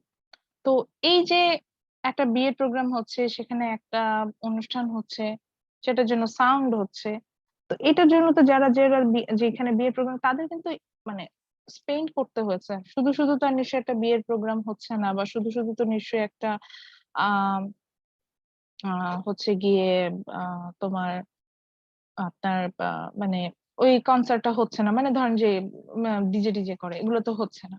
তো এটার জন্য একটা টাকা কিন্তু, অর্থাৎ ওখানে একটা ইকোনমিক অ্যাক্টিভিটিস হচ্ছিল। এই ইকোনমিক অ্যাক্টিভিটিস এর সাথে বন্যা কোনোভাবেই রিলেটেড না, বন্যাকে তো ইনভাইটও করে নাই, কিন্তু এই ইকোনমিক অ্যাক্টিভিটিসটার কারণে বন্যার স্টাডিটা হ্যাম্পার্ড হলো। তো এই যে for others people economic activities, being a bystander, being a totally third person, you are affected by negatively or positively. That situation is called externalities. I don't know the Bangla of externalities, এই জন্য বলতে পারলাম না। So এখন আসি, suppose ওই একই এলাকায় ফারজানাও থাকে, তো এখন গান বাজতেছে শিলা কি জাওয়ানি, এখন সেই গান আবার ফারজানার খুব পছন্দ। তো সে ফারজানা চিন্তা করলো যে আমি আমাকে বিয়ের প্রোগ্রামে দাওয়াতও করে নাই, আবার হচ্ছে গিয়ে আমাকে এখানে কোনো ইনভেস্টও করতে হয়নি, অথচ আমি বাসায় বসে গানটা শুনতে পাচ্ছি, আমার ফেভারিট সং আমি শুনতে পাচ্ছি, কি ভালো লাগছে, মনটাই ভালো হয়ে গেল। তো ফারজানার মন ভালো হয়ে গেল, অর্থাৎ সে পজিটিভলি বেনিফিটেড হলো।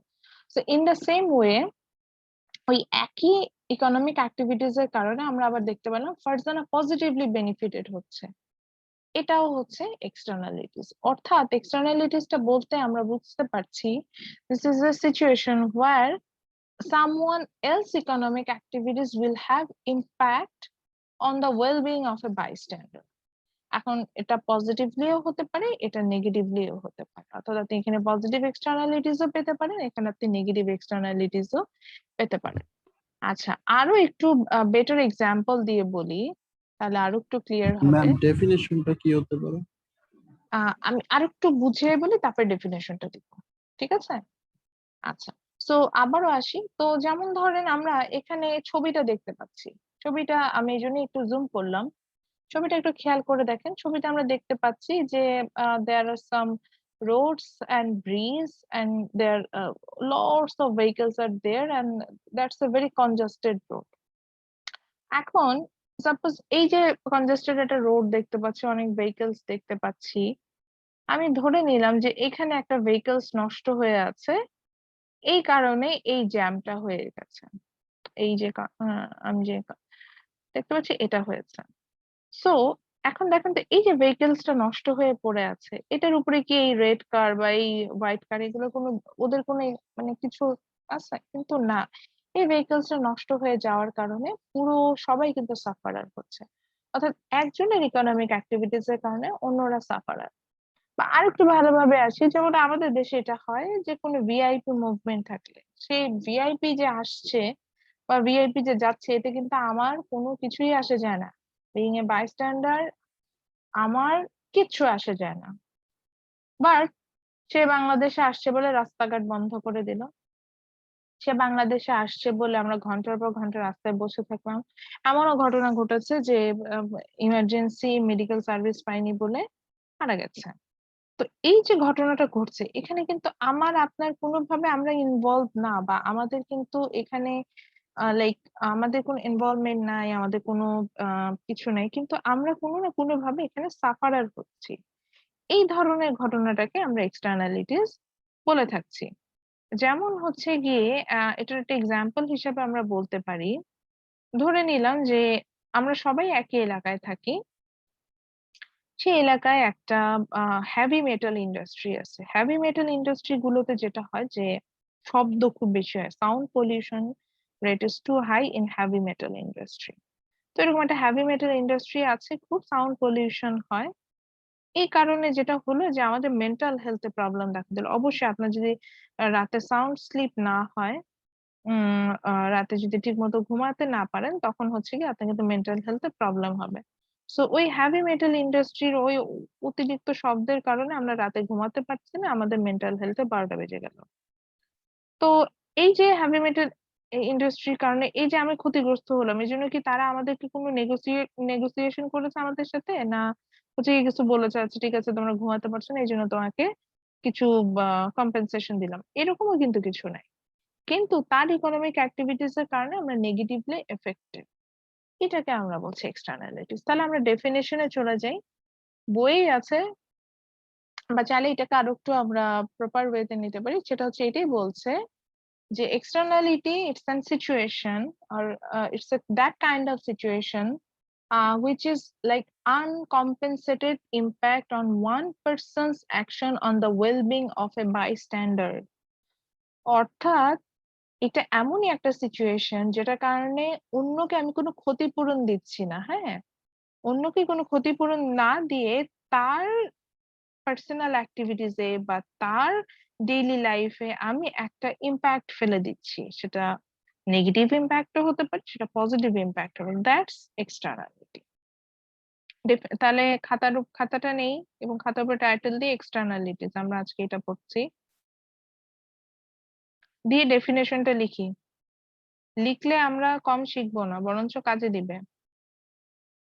আপনাদের অ্যান্সার স্ক্রিপ্ট করে আমার এটাই মনে হয়েছে।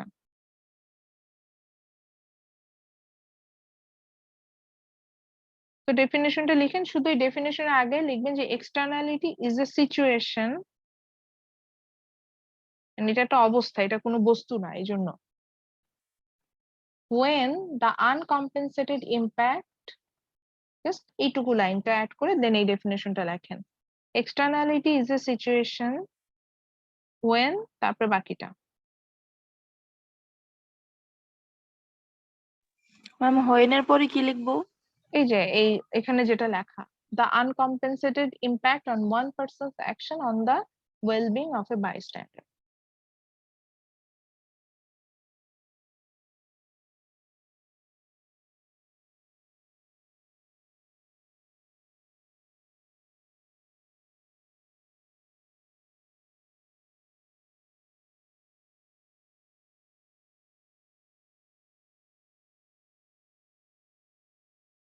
তো তাহলে আমরা কি বুঝলাম যে একজনের অ্যাক্টিভিটিস এর কারণে অবভিয়াসলি সেটা ইকোনমিক অ্যাক্টিভিটিস হবে, অন্যরা যে ইম্প্যাক্ট করতেছে, যে আমার ভালো থাকার উপরে যে ইম্প্যাক্ট করতেছে, সেটাই হচ্ছে এক্সটার্নালিটি। এখন আসি এক্সটার্নালিটি কত প্রকার, এটা হচ্ছে এখন আমার headache. So actually externalities are two types, one is positive externality, আমরা তো বুঝিয়ে গেলাম, আর another one is negative externality. তো ওই যে আমরা ইয়াটার কথা বলছিলাম, মনে আছে যে একটা ইন্ডাস্ট্রির কথা বললাম, হেভি মেটাল ইন্ডাস্ট্রি, যেটার পাশে আমাদের সবার বাসা, এবং আমরা সবাই এটার জন্য খুব নেগেটিভলি এফেক্টেড হচ্ছে, এবং আমাদের রাতে ঘুম হচ্ছে না, আমাদের মেজাজ খিটখিটে হয়ে যাচ্ছে, আমরা বেশ খারাপ আছি, এরকম সিচুয়েশন অ্যারাইজ হচ্ছে। তো সেই এখান থেকে বললাম, তো আমরা ধরে নিলাম যে আমরা কেউ ভালো নাই হেভি মেটাল ইন্ডাস্ট্রিটার জন্য, কিন্তু ওই ইন্ডাস্ট্রিতে আবার জিসান কাজ করে। তো দেখা গেল ওটার জন্য আমরা ভালো নেই, কিন্তু জিসান কিন্তু ঠিকই ভালো আছে, সে ওখান থেকে আর্ন করে নিচ্ছে, তো সে কিন্তু ভালো আছে। তাহলে দেখা যাচ্ছে এট দ্য সেম টাইম আমরা ভালো নাই, কিন্তু জিসান কিন্তু এখান থেকে পজিটিভলি এফেক্টেড হচ্ছে। তো একই ইকোনমিক অ্যাক্টিভিটিস এর থেকে কিন্তু আমরা পজিটিভ নেগেটিভ বোথ ওয়েতেই এফেক্টেড হতে পারি। সো এটা যেটা হবে সেটা হচ্ছে গিয়ে যে আমরা এখানে আমি যেটা আসলে বলতে চাচ্ছি যে কোন ইকোনমিক অ্যাক্টিভিটিস আসলে আমরা পজিটিভলি এফেক্টেড হব না নেগেটিভলি এফেক্টেড হব, এটা টোটালি ডিপেন্ড করে হচ্ছে গিয়ে যে মানে আমার অবস্থানটার উপরে। আমি একই ইকোনমিক অ্যাক্টিভিটিস থেকে আমি কেউ পজিটিভলি এফেক্টেড হতে পারে, নেগেটিভলি এফেক্টেড হতে পারে। যে পজিটিভলি হবে সেটাকে আমরা পজিটিভ এক্সটার্নালিটিস বলবো, আর যে নেগেটিভলি এফেক্টেড হবে সেটাকে আমরা নেগেটিভ এক্সটার্নালিটিস এর মধ্যে নিয়ে যাব। তো এই যে সেম এক্সাম্পল দিয়ে আমি এটাই বলতে চাচ্ছিলাম যে সেম এক্সাম্পল দিয়ে আমি কিন্তু পজিটিভ নেগেটিভ বোথ এক্সটার্নালিটিস এর একটা এক্সাম্পল দিয়ে দিলাম যে আমি পজিটিভলি এফেক্টেড হলাম, নেগেটিভলিও এফেক্টেড হলাম। এখন বললেন যে ম্যাডাম আমি এগুলা কোথায় পাবো? এগুলা সব ডেফিনেশন এক্সাম্পল, অনেক এক্সাম্পল দেওয়া আছে। যেমন এখানে হচ্ছে গিয়ে অটোমোবাইলস এর কথা বলেছে, যেমন আমি এটা খুব বেশি ফেস করি বা আমরা সবাই ফেস করি। আমাদের ইউনিভার্সিটি ছাড়া আমাদের যদি সব পার্মানেন্ট ক্যাম্পাসটা সবাই চিনে, পার্মানেন্ট সরি মানে সিটি ক্যাম্পাসটার কথা আমি একটু বলতে চাচ্ছি। সিটি ক্যাম্পাসের সামনে আল্লাহর ওয়াস্তে মাশাআল্লাহ, ঠিক আছে, সারাক্ষণ জ্যাম থাকে রাস্তায়। তো আমি একদিন চিন্তা করে দেখলাম এটা কি, রাস্তাটা হচ্ছে গিয়ে একটা রিসোর্স যেটা সবাই ইউজ করতে পারবে, এটা হচ্ছে কমন রিসোর্স, এটাকে বলে ইকোনমিক্স। আমরা এটা নেক্সট চ্যাপ্টারে আমরা এগুলাই পড়বো, টাইপস অফ গুডস, সেখানে কমন রিসোর্স বা পাবলিক প্রপার্টি এগুলা নিয়ে আলোচনা করবো। তাহলে ইউনিভার্সিটির সামনে যে রাস্তাটা এটা হচ্ছে কমন রিসোর্সেস, এটা সবাই ইউজ করতে পারবে, আমি চাইলেও এটাতে আমি বাধা দিতে পারবো না। তো এখন আমি ধরলাম যে জিসানের একটা বড় প্রাডো কার আছে, তো ও এটা করে হচ্ছে কি ইউনিভার্সিটির সামনে আসে, এবং সে গাড়িটাকে এমন, যেহেতু পার্কিং নাই ইউনিভার্সিটি, সে গাড়িটাকে এমন করে পার্ক করে যে কারণে রাস্তায় একটা মানে কনজাস্টেড একটা সিচুয়েশন অ্যারাইজ হচ্ছে। তো এটার কারণেই কিন্তু মেইনলি হচ্ছে কি রোডে জ্যাম হয়ে গেল। এখন আমি তো জিসানের গাড়ি, জিসান নিয়ে আসছে, এখানে আমার কোনো মানে আমার কোনো ইম্প্যাক্ট আছে? মানে আমি কোনো ভাবে এখানে বেনিফিটেড হচ্ছি জিসানের গাড়ি থেকে? কোনোভাবে। দেখেন আমি কিন্তু কোনোভাবে এখানে বেনিফিটেড হচ্ছে না, কিন্তু এই জিসানের গাড়িটা রাস্তার উপরে উল্টো পুল্টো ভাবে রেখে দিয়েছে, এই কারণে আমি ঠিক সময় ইউনিভার্সিটিতে আসতে পারলাম না, রাস্তায় একটা জ্যাম হয়ে গেছে। তো বিষয়টা অনেকটা এরকম হয়। দেখেন আমাদের দেশে রাস্তাঘাটে নামলে আমরা প্রচুর জ্যাম দেখি, এত জ্যাম। দেখবেন এই জ্যাম গুলোর মেইন রিজন কি, দেখবেন যে আমরা প্রচুর রাস্তায় প্রাইভেট কার, এবং প্রাইভেট কার গুলো বিভিন্ন জায়গায় যত্রতত্র ভাবে যে কোনো ভাবে পার্ক করে রাখায়। এখন ওই প্রাইভেট কার তো আমার না, পার্সোনাল, অন্য কোনো পার্সনের, কিন্তু তাদের ওই ইকোনমিক অ্যাক্টিভিটিস এর কারণে তারা ওরকম করে বের করেছে যে পুরো রাস্তাটাই আস্তে আস্তে কনজেস্টেড হয়ে যাচ্ছে, এরকম সিচুয়েশনও কিন্তু হয়। আচ্ছা আরো একটা এক্সাম্পল দেই, যত প্রাইভেট আমাদের দেশের মানে এয়ার পলিউশন অনেক বেশি। এখন এয়ার পলিউশন আমাকে যদি বলা হয় যে অন্তি তুমি কতটুকু তুমি রিজন এই বাংলা ঢাকা শহরে এয়ার পলিউশন, আমি বলবো ওয়ান, মানে আমার ইম্প্যাক্ট তো খুবই টাইনি ইম্প্যাক্ট, কোনোভাবে না, না আমার পার্সোনাল কার আছে, না আমি হচ্ছে গিয়ে কোনো ওইরকম পাবলিক মানে ওরকম কোনো ট্রান্সপোর্ট ইউজ করছি যেটা প্রচুর পরিমাণে পলিউশন অ্যারাইজ করছে, কিছুই না। কিন্তু দেখেন আমি কিন্তু এটা নেগেটিভলি আমি এফেক্টেড হচ্ছি। তো বিষয়টা এখানে যেটা দাঁড়াচ্ছে যে অন্য মানুষ ইউজ করছে, সেই অনেক প্রচুর পরিমাণ অটোমোবাইলস রাস্তাঘাটে চলছে, সেগুলো থেকে যে এই যে কালো ধোঁয়া, সেটার কারণে কিন্তু আমরা নেগেটিভলি এফেক্টেড হচ্ছি। So, এটাই হচ্ছে একটা নেগেটিভ এক্সটার্নালিটিজ এর এক্সাম্পল। বা এই যে আমাদের ইউনিভার্সিটির সামনে ইচ্ছা মতো ভাবে গাড়ি পার্ক করে রাখা, এই জন্য রাস্তাটা জ্যাম হয়ে গেল। সো যে স্টুডেন্ট ইউনিভার্সিটি আসবে সেও যেমন নেগেটিভলি এফেক্টেড হলো, যে ধরেন ইউনিভার্সিটির স্টুডেন্টও না, এরকম অনেক পার্সন আছে, সেও কিন্তু হচ্ছে কি এখানে একটা জ্যাম হওয়ার কারণে সেও এফেক্টেড হচ্ছে। তো এই যে এরকম আমাদের চারপাশে অনেক ঘটনা দেখে আপনি কিন্তু এফেক্টেড হতে পারেন। কারণ এখন আমার ইন্টারনেট কানেকশন নষ্ট হয়ে গেল, বন্ধ হয়ে গেল। আমার ইন্টারনেট কানেকশন যে বন্ধ হয়ে গেল, এটার জন্য আপনি কিছু না করে আপনি এফেক্টেড, বিকজ আপনি অবভিয়াসলি পেমেন্ট করেছেন, আপনি ক্লাস আপনি করতেই হবে, বিষয়টা আপনার জন্য এরকম। কিন্তু দেখা গেল আমার ইন্টারনেট কানেকশন খারাপ বলে আমি ক্লাস নিতে পারছি না, এই জন্য আপনি এফেক্টেড, আপনি নেগেটিভলি আপনার উপরে এফেক্ট চলে আসলো। তাহলে কি এটা একটা এক্সাম্পল না? So, এরকম ভাবে আপনি দেখবেন যে আপনার ডে টু ডে লাইফে প্রচুর এরকম এক্সটার্নালিটিস এর আপনি এক্সাম্পল পাবেন। যেমন আরেকটা এক্সাম্পল দিতে পারি, উম ধরেন এই যে আমি এখন নোটিস করছিলাম যে আমার বাসার ব্যাকগ্রাউন্ডে পাখি ডাকে, বাসার এখানে প্রচুর পাখি কিচিরমিচির করে। তা আমি ধরে নিলাম এই পাখির কিচিরমিচিরে আপনি বিরক্ত হচ্ছেন। এখন দেখেন ওটা তো মানে এইখানে আপনার কোনো কিছু করার নেই, আপনি এখানে একজন টোটালি থার্ড পার্সন, কিন্তু এই পাখির কিচিরমিচিরে আপনি বিরক্ত। এটাও একটা নেগেটিভ এক্সটার্নালিটিজ এর এক্সাম্পল। আবার ধরেন একজন বিরক্ত আর একজন খুবই ভালো লাগে, বাহ কি সুন্দর পাখির কিচিরমিচির শোনা যায়, হতেই পারে। তাহলে এটা কি, এটা আবার পজিটিভ এক্সটার্নালিটিজ এর এক্সাম্পল। তো এটা আসলে ডিপেন্ড করে, অর্থাৎ একই ইকোনমিক অ্যাক্টিভিটিস থেকে আমরা পজিটিভ বা নেগেটিভ বোথ ওয়েতেই কিন্তু আমরা এফেক্টেড হতে পারি, এটাই আমি বলতে চাচ্ছিলাম। আচ্ছা এখন প্রশ্ন হচ্ছে ম্যাডাম এগুলার কি এক্সাম্পল আমি পাবো? হ্যাঁ অবশ্যই পাবেন, কেন পাবেন না, বইয়েও আছে। পজিটিভ এক্সটার্নালিটিস নিয়েও কথা বলা আছে বইয়ে, নেগেটিভ এক্সটার্নালিটিস নিয়েও কথা বলা আছে বইয়ে।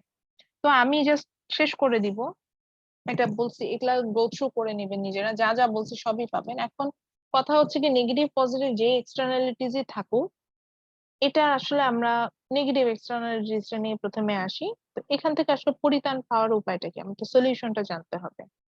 সলিউশনটা আসলে আমরা এইভাবেই দেখি, সেটা হচ্ছে গিয়ে যে আমরা চাইলে এটা সলিউশন আনতে পারি, সেটা হচ্ছে সেক্ষেত্রে আমাদের কমন কম্পেনসেশনে যেতে হবে, অর্থাৎ সেলফ ইন্টারেস্টে না কাজ করে যদি কমন ওয়েতে আমরা স্ট্রাইক করি, একটা কম্পেনসেশনে যাওয়ার চেষ্টা করি, সেক্ষেত্রে এই ধরনের সিচুয়েশন থেকে আমাদের বের হয়ে আসা সম্ভব। সে ফর এক্সাম্পল ওই যে যে কলকারখানার জন্য আমরা খুব নেগেটিভলি এফেক্টেড হচ্ছিলাম, আমরা যদি সবাই মিলে যে স্ট্রাইক করি, কলকারখানার সামনে যে সব এলাকা আমাদের এই ক্লাসে যারা আছে আমরা সবাই গেলাম, যে বললাম যে যদি কলকারখানা থেকে না করেন আমরা আহ যে আমাদের যে পিস সেটা নষ্ট হচ্ছে, আমরা কিন্তু আপনার এগেনস্টে মামলায় যাব।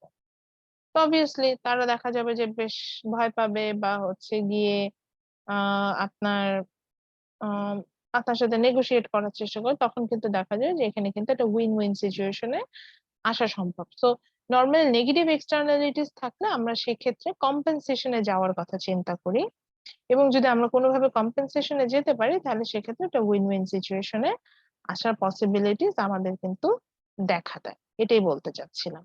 যেমন আমাদের দেশে এটা প্রপার ওয়েতে প্রপার অ্যাক্ট গুলোকে আসলে মেনটেন করা হয় না। যেমন আমাদের দেশে প্রচুর হচ্ছে গিয়ে ওয়াটার পলিউশন হয়, নদীগুলো নষ্ট হয়ে যায়, কারণ কি, কারণ হচ্ছে সেখানে দেখার কেউ নাই, বা ওই যে একই কথা যে গভর্নমেন্ট দেখেও যাদের দেখার কথা চোখ বন্ধ করে আছে, এই যে বলছিলেন আমাদের ক্লাসে একজন।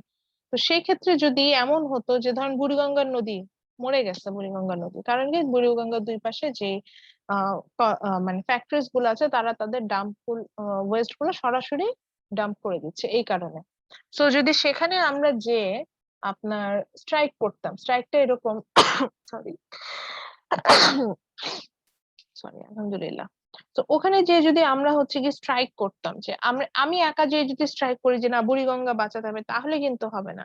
তো ঢাকা শহরের ধরেন যদি 10 লাখ মানুষ ওখানে চলে যেত, যে যদি স্ট্রাইক করে যে না বুড়িগঙ্গা বাঁচাতে হবে এবং এখানে আমি এই ধরনের অ্যাক্টিভিটিস মানি না, তখন কিন্তু দেখা যাবে কি যে সেখান থেকে কিন্তু আমরা একটা পজিটিভ রেজাল্ট আশা করি, গভর্নমেন্টেরও টনক নড়বে এবং সেখানে কিন্তু এই ধরনের কোনো ঘটনা আমরা দেখবো না। সো মেইনলি সেলফ ইন্টারেস্টে না চিন্তা করে যদি আমরা কমন ওয়েতে যেয়ে একটা কমন নেগোসিয়েশনে আসার চেষ্টা করি, অর্থাৎ নেগোসিয়েশনে আসতে হবে যে না তুমি এটা স্টপ করতে হবে, এই জন্য আমাকে এই পরিমাণ ক্ষতিপূরণ দিতে হবে বা ক্ষতিপূরণ দিতে তুমি বাধ্য, এই ধরনের ভাইব যদি আমরা দিতে পারি, সেই ক্ষেত্রে আসলে এই সিচুয়েশন থেকে বাঁচা সম্ভব, মানে নেগেটিভ এক্সটার্নালিটিস থেকে আমরা কিন্তু নিজেদেরকে সেভ করতে পারবো, এটা কিন্তু আমরা পাবো, এটাই বলতে চাচ্ছি। আচ্ছা, আর পজিটিভ এক্সটার্নালিটিসটার কি হতো, পজিটিভ এক্সটার্নালিটিস আসলে গভর্নমেন্ট অনেক সময় ক্রিয়েট করে যেটা সাবসিডি প্রোগ্রামের মাধ্যমে, তাতে এটার ভবিষ্যতে ইম্প্যাক্ট থাকে। সে ফর এক্সাম্পল আমরা হচ্ছে গিয়ে ইয়াতে দেখতে পাই, যেমন গভর্নমেন্ট, আপনাদের হয়তো এটা নিয়ে একটু ক্ষোভও থাকতে পারে, পাবলিক ইউনিভার্সিটিতে গভর্নমেন্ট সবসময় হচ্ছে গিয়ে আপনার ইয়া দেয়, এটাকে কি বলে, সাবসিডি দেয়, এটা তো জানেন নিশ্চয়ই। আমি নিজে পাবলিক ইউনিভার্সিটি থেকে পড়ে আসছি, so আমি জানি। আমাকে ইউনিভার্সিটিতে স্যালারি তো না, টিউশন ফি ছিল আমার হচ্ছে 10 টাকা। আর হলে থাকতাম তো হল চার্জ ছিল হচ্ছে 12 টাকা। মানে বছরে সারা বছর মিলায়ও আমি, আচ্ছা ঠিক আছে খুব বেশি দিলাম, 1000 টাকার উপরে আমাকে কোনো টিউশন ফি দিতে হয় না ইউনিভার্সিটিতে। অথচ এর থেকে বেশি টাকা আমি স্কলারশিপই পেতাম। ইউনিভার্সিটিতে বিভিন্ন স্কলারশিপ প্রোগ্রাম তো ওই যে রেজাল্টের উপর দিয়ে দিত, সেখান থেকে এর থেকে অনেক বেশি টাকা আমি স্কলারশিপ পেতাম। তো সেটা ঘটনাটা কি ঘটেছে দেখেন, আমি বা আমার সাথে যারা ছিল, আমার কথা বাদই দিলাম, আলহামদুলিল্লাহ my family is very well of, আলহামদুলিল্লাহ আল্লাহ অনেক দিয়েছেন, অনেক ভালো আছি। আমার সাথে আমি যখন জাহাঙ্গীরনগরে অ্যাডমিশন নিলাম, আমি তো ঢাকায় বর্ন এন্ড ব্রট আপ, আমার আমার জন্য খুব ডিফিকাল্ট ছিল জাহাঙ্গীরনগরে প্রথমে যে সার্ভাইভ করা। So, ওখানে যে আমি কি ফাইন্ড আউট করলাম, আমার যারা ক্লাসমেট তারা খুব রুরাল এরিয়া থেকে, রিমোট ফ্যামিলি থেকে আসা, মানে তাদের ফ্যামিলি এমন যে এই পাবলিক ইউনিভার্সিটি ছাড়া তাদেরকে এফোর্ড করতে পারবে না মানে পড়ানোর জন্য। তো দেখেন, এই গভর্নমেন্ট সাবসিডি দিয়েছে বলেই তারা এখানে পড়তে পারছে। তো গভর্নমেন্টের একটা ইকোনমিক অ্যাক্টিভিটিজ এর কারণে সে পজিটিভলি বেনিফিটেড হচ্ছে, এবং সে পজিটিভলি বেনিফিটেড হয়ে শুধু তার জন্য না, এটা কিন্তু দেশের জন্যও ভালো। কারণ এই যে আমি এখন আমার কথাটা এখানে আনি, অবশ্যই আমি পাবলিকে পড়েছি, অনেক কিছু শিখেছি, অনেক ব্রড মাইন্ডেড হয়েছে, যেটা আমি হয়তো অনেক ক্ষেত্রে আমি এটা হতো না। এবং আমি মনে করি I M A asset for green university, or I M A asset for Bangladesh. এবং এই যে আমার যে লার্নিং, এই লার্নিংটা আমি অনেকের মধ্যে ছড়াই দিচ্ছি, অনেককে অনেক কিছু শেখাচ্ছি, অনেক অনেক লো কস্টে অনেক ভালো সার্ভিস দিচ্ছি দেশের জন্য, আমি এটা বলতে চাচ্ছি। তো এই যে আমাকে যে মেক করা, এই যে দেশের একটা অ্যাসেট হিসেবে যে আমাকে মেক করা, এটা কে করেছে? এই গভর্নমেন্ট ইউনিভার্সিটি মেক করেছে, গভর্নমেন্টের সাবসিডি প্রোগ্রাম থেকে আমি মেক হয়ে আসছি। সো এটাই বলছি যে এই যে গভর্নমেন্ট যে সাবসিডি প্রোগ্রাম গুলো নেয়, সরি, সেখান থেকে অনেক সময় কিন্তু আমরা এই এই যে পজিটিভলি বেনিফিটেড হওয়া বা এই যে বিষয়গুলো, এগুলো কিন্তু আমরা অনেকাংশে পেয়ে থাকি। এবং এই জন্যই দেখবেন যে গভর্নমেন্ট কিন্তু এই ধরনের সাবসিডাইজ প্রোগ্রাম গুলোতে বেশ হাইলি ইন্টারেস্টেড হয়, শুধুমাত্র এই কারণে। যেমন আমি আর একটা কথা বলবো, যেমন করোনাকালীন শুরুতে যখন গভর্নমেন্ট এই সাবসিডি প্রোগ্রাম গুলো দিল, আমরা অনেকে ভেবেছি যে এটা হয়তো আননেসেসারি পারপাসে দিয়েছে, বাট এর ইম্প্যাক্ট কিন্তু আমরা এখন বুঝতে পারছি যে গভর্নমেন্ট এইভাবে এগুলো না দিত, তাহলে দেখা যেত যে আমাদের ইকোনমি আরো বেশি কলাপস করতো। তখন দেখা যেত, টু বি অনেস্ট, অনেক অনেক ফ্যামিলি পথে বসে যেত, আমাদের না খেয়ে থাকতে হতো। এরকম ঘটনাও কিন্তু অনেক ফ্যামিলির ক্ষেত্রে ঘটতো। তো এই এত এক্সট্রিম সিচুয়েশনও কিন্তু হয়নি, বিকজ অফ গভর্নমেন্ট অবভিয়াসলি এখানে দূরদর্শিতার পরিচয় দিয়েছে এই ধরনের সিচুয়েশন করার কারণে। তো এটাই বললাম যে সব সময় মানে নেগেটিভ এক্সটার্নালিটিস থেকে যে আমরা মানে কম্পেনসেশন পাই, আবার পজিটিভ এক্সটার্নালিটিস থেকে কিন্তু আমরা কিন্তু অনেক সময় চাইলে এইভাবে বেনিফিট গুলো কিন্তু নিয়ে আসতে পারি। আচ্ছা, সো এই চ্যাপ্টার থেকে আমি আসলে কোশ্চেন কি করতে পারি? এই চ্যাপ্টার থেকে খুব ইজি কোশ্চেন করি। দেখেন, আমি আজকে কিন্তু কোনো গগ বাঁধা কোনো ডেফিনেশন পড়াইনি, কিছু দেই নাই। তো আমি আজকে বলবো চ্যাপ্টারটা একটু গো থ্রু করবেন, প্রথম 4টা পেজ গো থ্রু করবেন এই নেগেটিভ এক্সটার্নালিটিস পর্যন্ত, অর্থাৎ এখানে পজিটিভ এক্সটার্নালিটিস পর্যন্ত, সরি, পলিউশন নিয়ে এখানে কিছু বলা আছে, এবং পজিটিভ এক্সটার্নালিটিস থেকে এই গভর্নমেন্টের সাবসিডি প্রজেক্ট নিয়ে এখানে বলা আছে।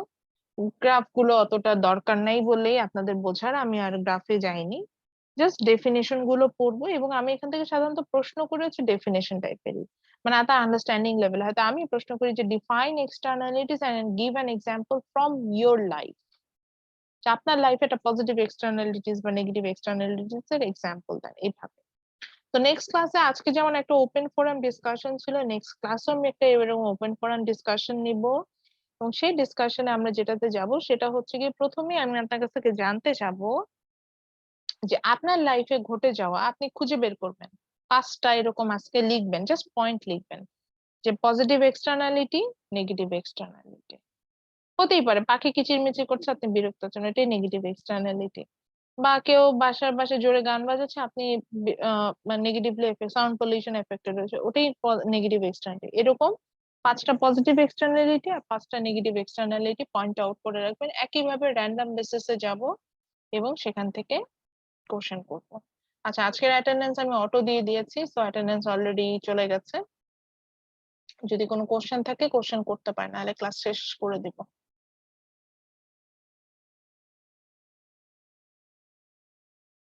স্যার ম্যাডামরা একটু কথা বলেন। ম্যাম কোশ্চেন নাই ম্যাম। আচ্ছা, ঠিক আছে, তাহলে যেহেতু কোশ্চেন নেই তাহলে তার কিছু বলার নাই, তাহলে ইনশাল্লাহ নেক্সট ক্লাসে দেখা হবে। এন্ড নেক্সট ক্লাসে আমরা হচ্ছে গিয়ে এর পরের চ্যাপ্টারটাই যেটা সেটা পড়বো, সেটাতে আমরা আবার হচ্ছে টাইপস অফ গুডে যাব। এটার আগে এক্সটার্নালিটিসটা বোঝাটা একটু দরকার ছিল, তো সেটা তো আমরা আজকে করেই ফেললাম। আর একটু স্টাডি করি বাসায়, হ্যাঁ দেখবেন যে আমি কিন্তু বলি যে এটা লেখেন ওটা করেন, এটা বলার রিজন থাকে, এমনি এমনি বলি যে। এবং অ্যাজ এ টিচার আমি এটাতে খুবই হার্টও না, মানে মেইনলি আমার কাছে খারাপ লাগে যে এই বাচ্চা কাচ্চা গুলাকে শিখাইতে যাচ্ছি, এই বাচ্চা কাচ্চা গুলো শিখতে চাচ্ছে, এরকম মনে হয় অনেক সময়। তো এই রিয়েলাইজেশনটা আপনাদের কাছ থেকে যাতে না আসে, একটু একটু চেষ্টা করি একটু স্টাডি করার, দেখবেন যে আহ শেখার মধ্যে অনেক আনন্দ আছে, নতুন কিছু শেখার মধ্যে, নতুন কিছু জানার মধ্যে। এইভাবে নেন বিষয়গুলোকে, ক্লাসটাকে বার্ডেন হিসেবে না নিয়ে চিন্তা করেন যে আমরা নতুন করে কিছু শিখছি, তাহলে দেখবেন ভালো লাগবে, ক্লাসও করতে ইচ্ছা করবে। ওকে ঠিক আছে, নেক্সট ক্লাসে দেখা হবে। আর অ্যাটেন্ডেন্স হয়েছে বললাম, অটো পেয়ে গেছেন। ওকে, ভালো থাকবেন। আসসালামু আলাইকুম। ম্যাম। ম্যাম আসসালামু আলাইকুম। ওয়ালাইকুম আসসালাম।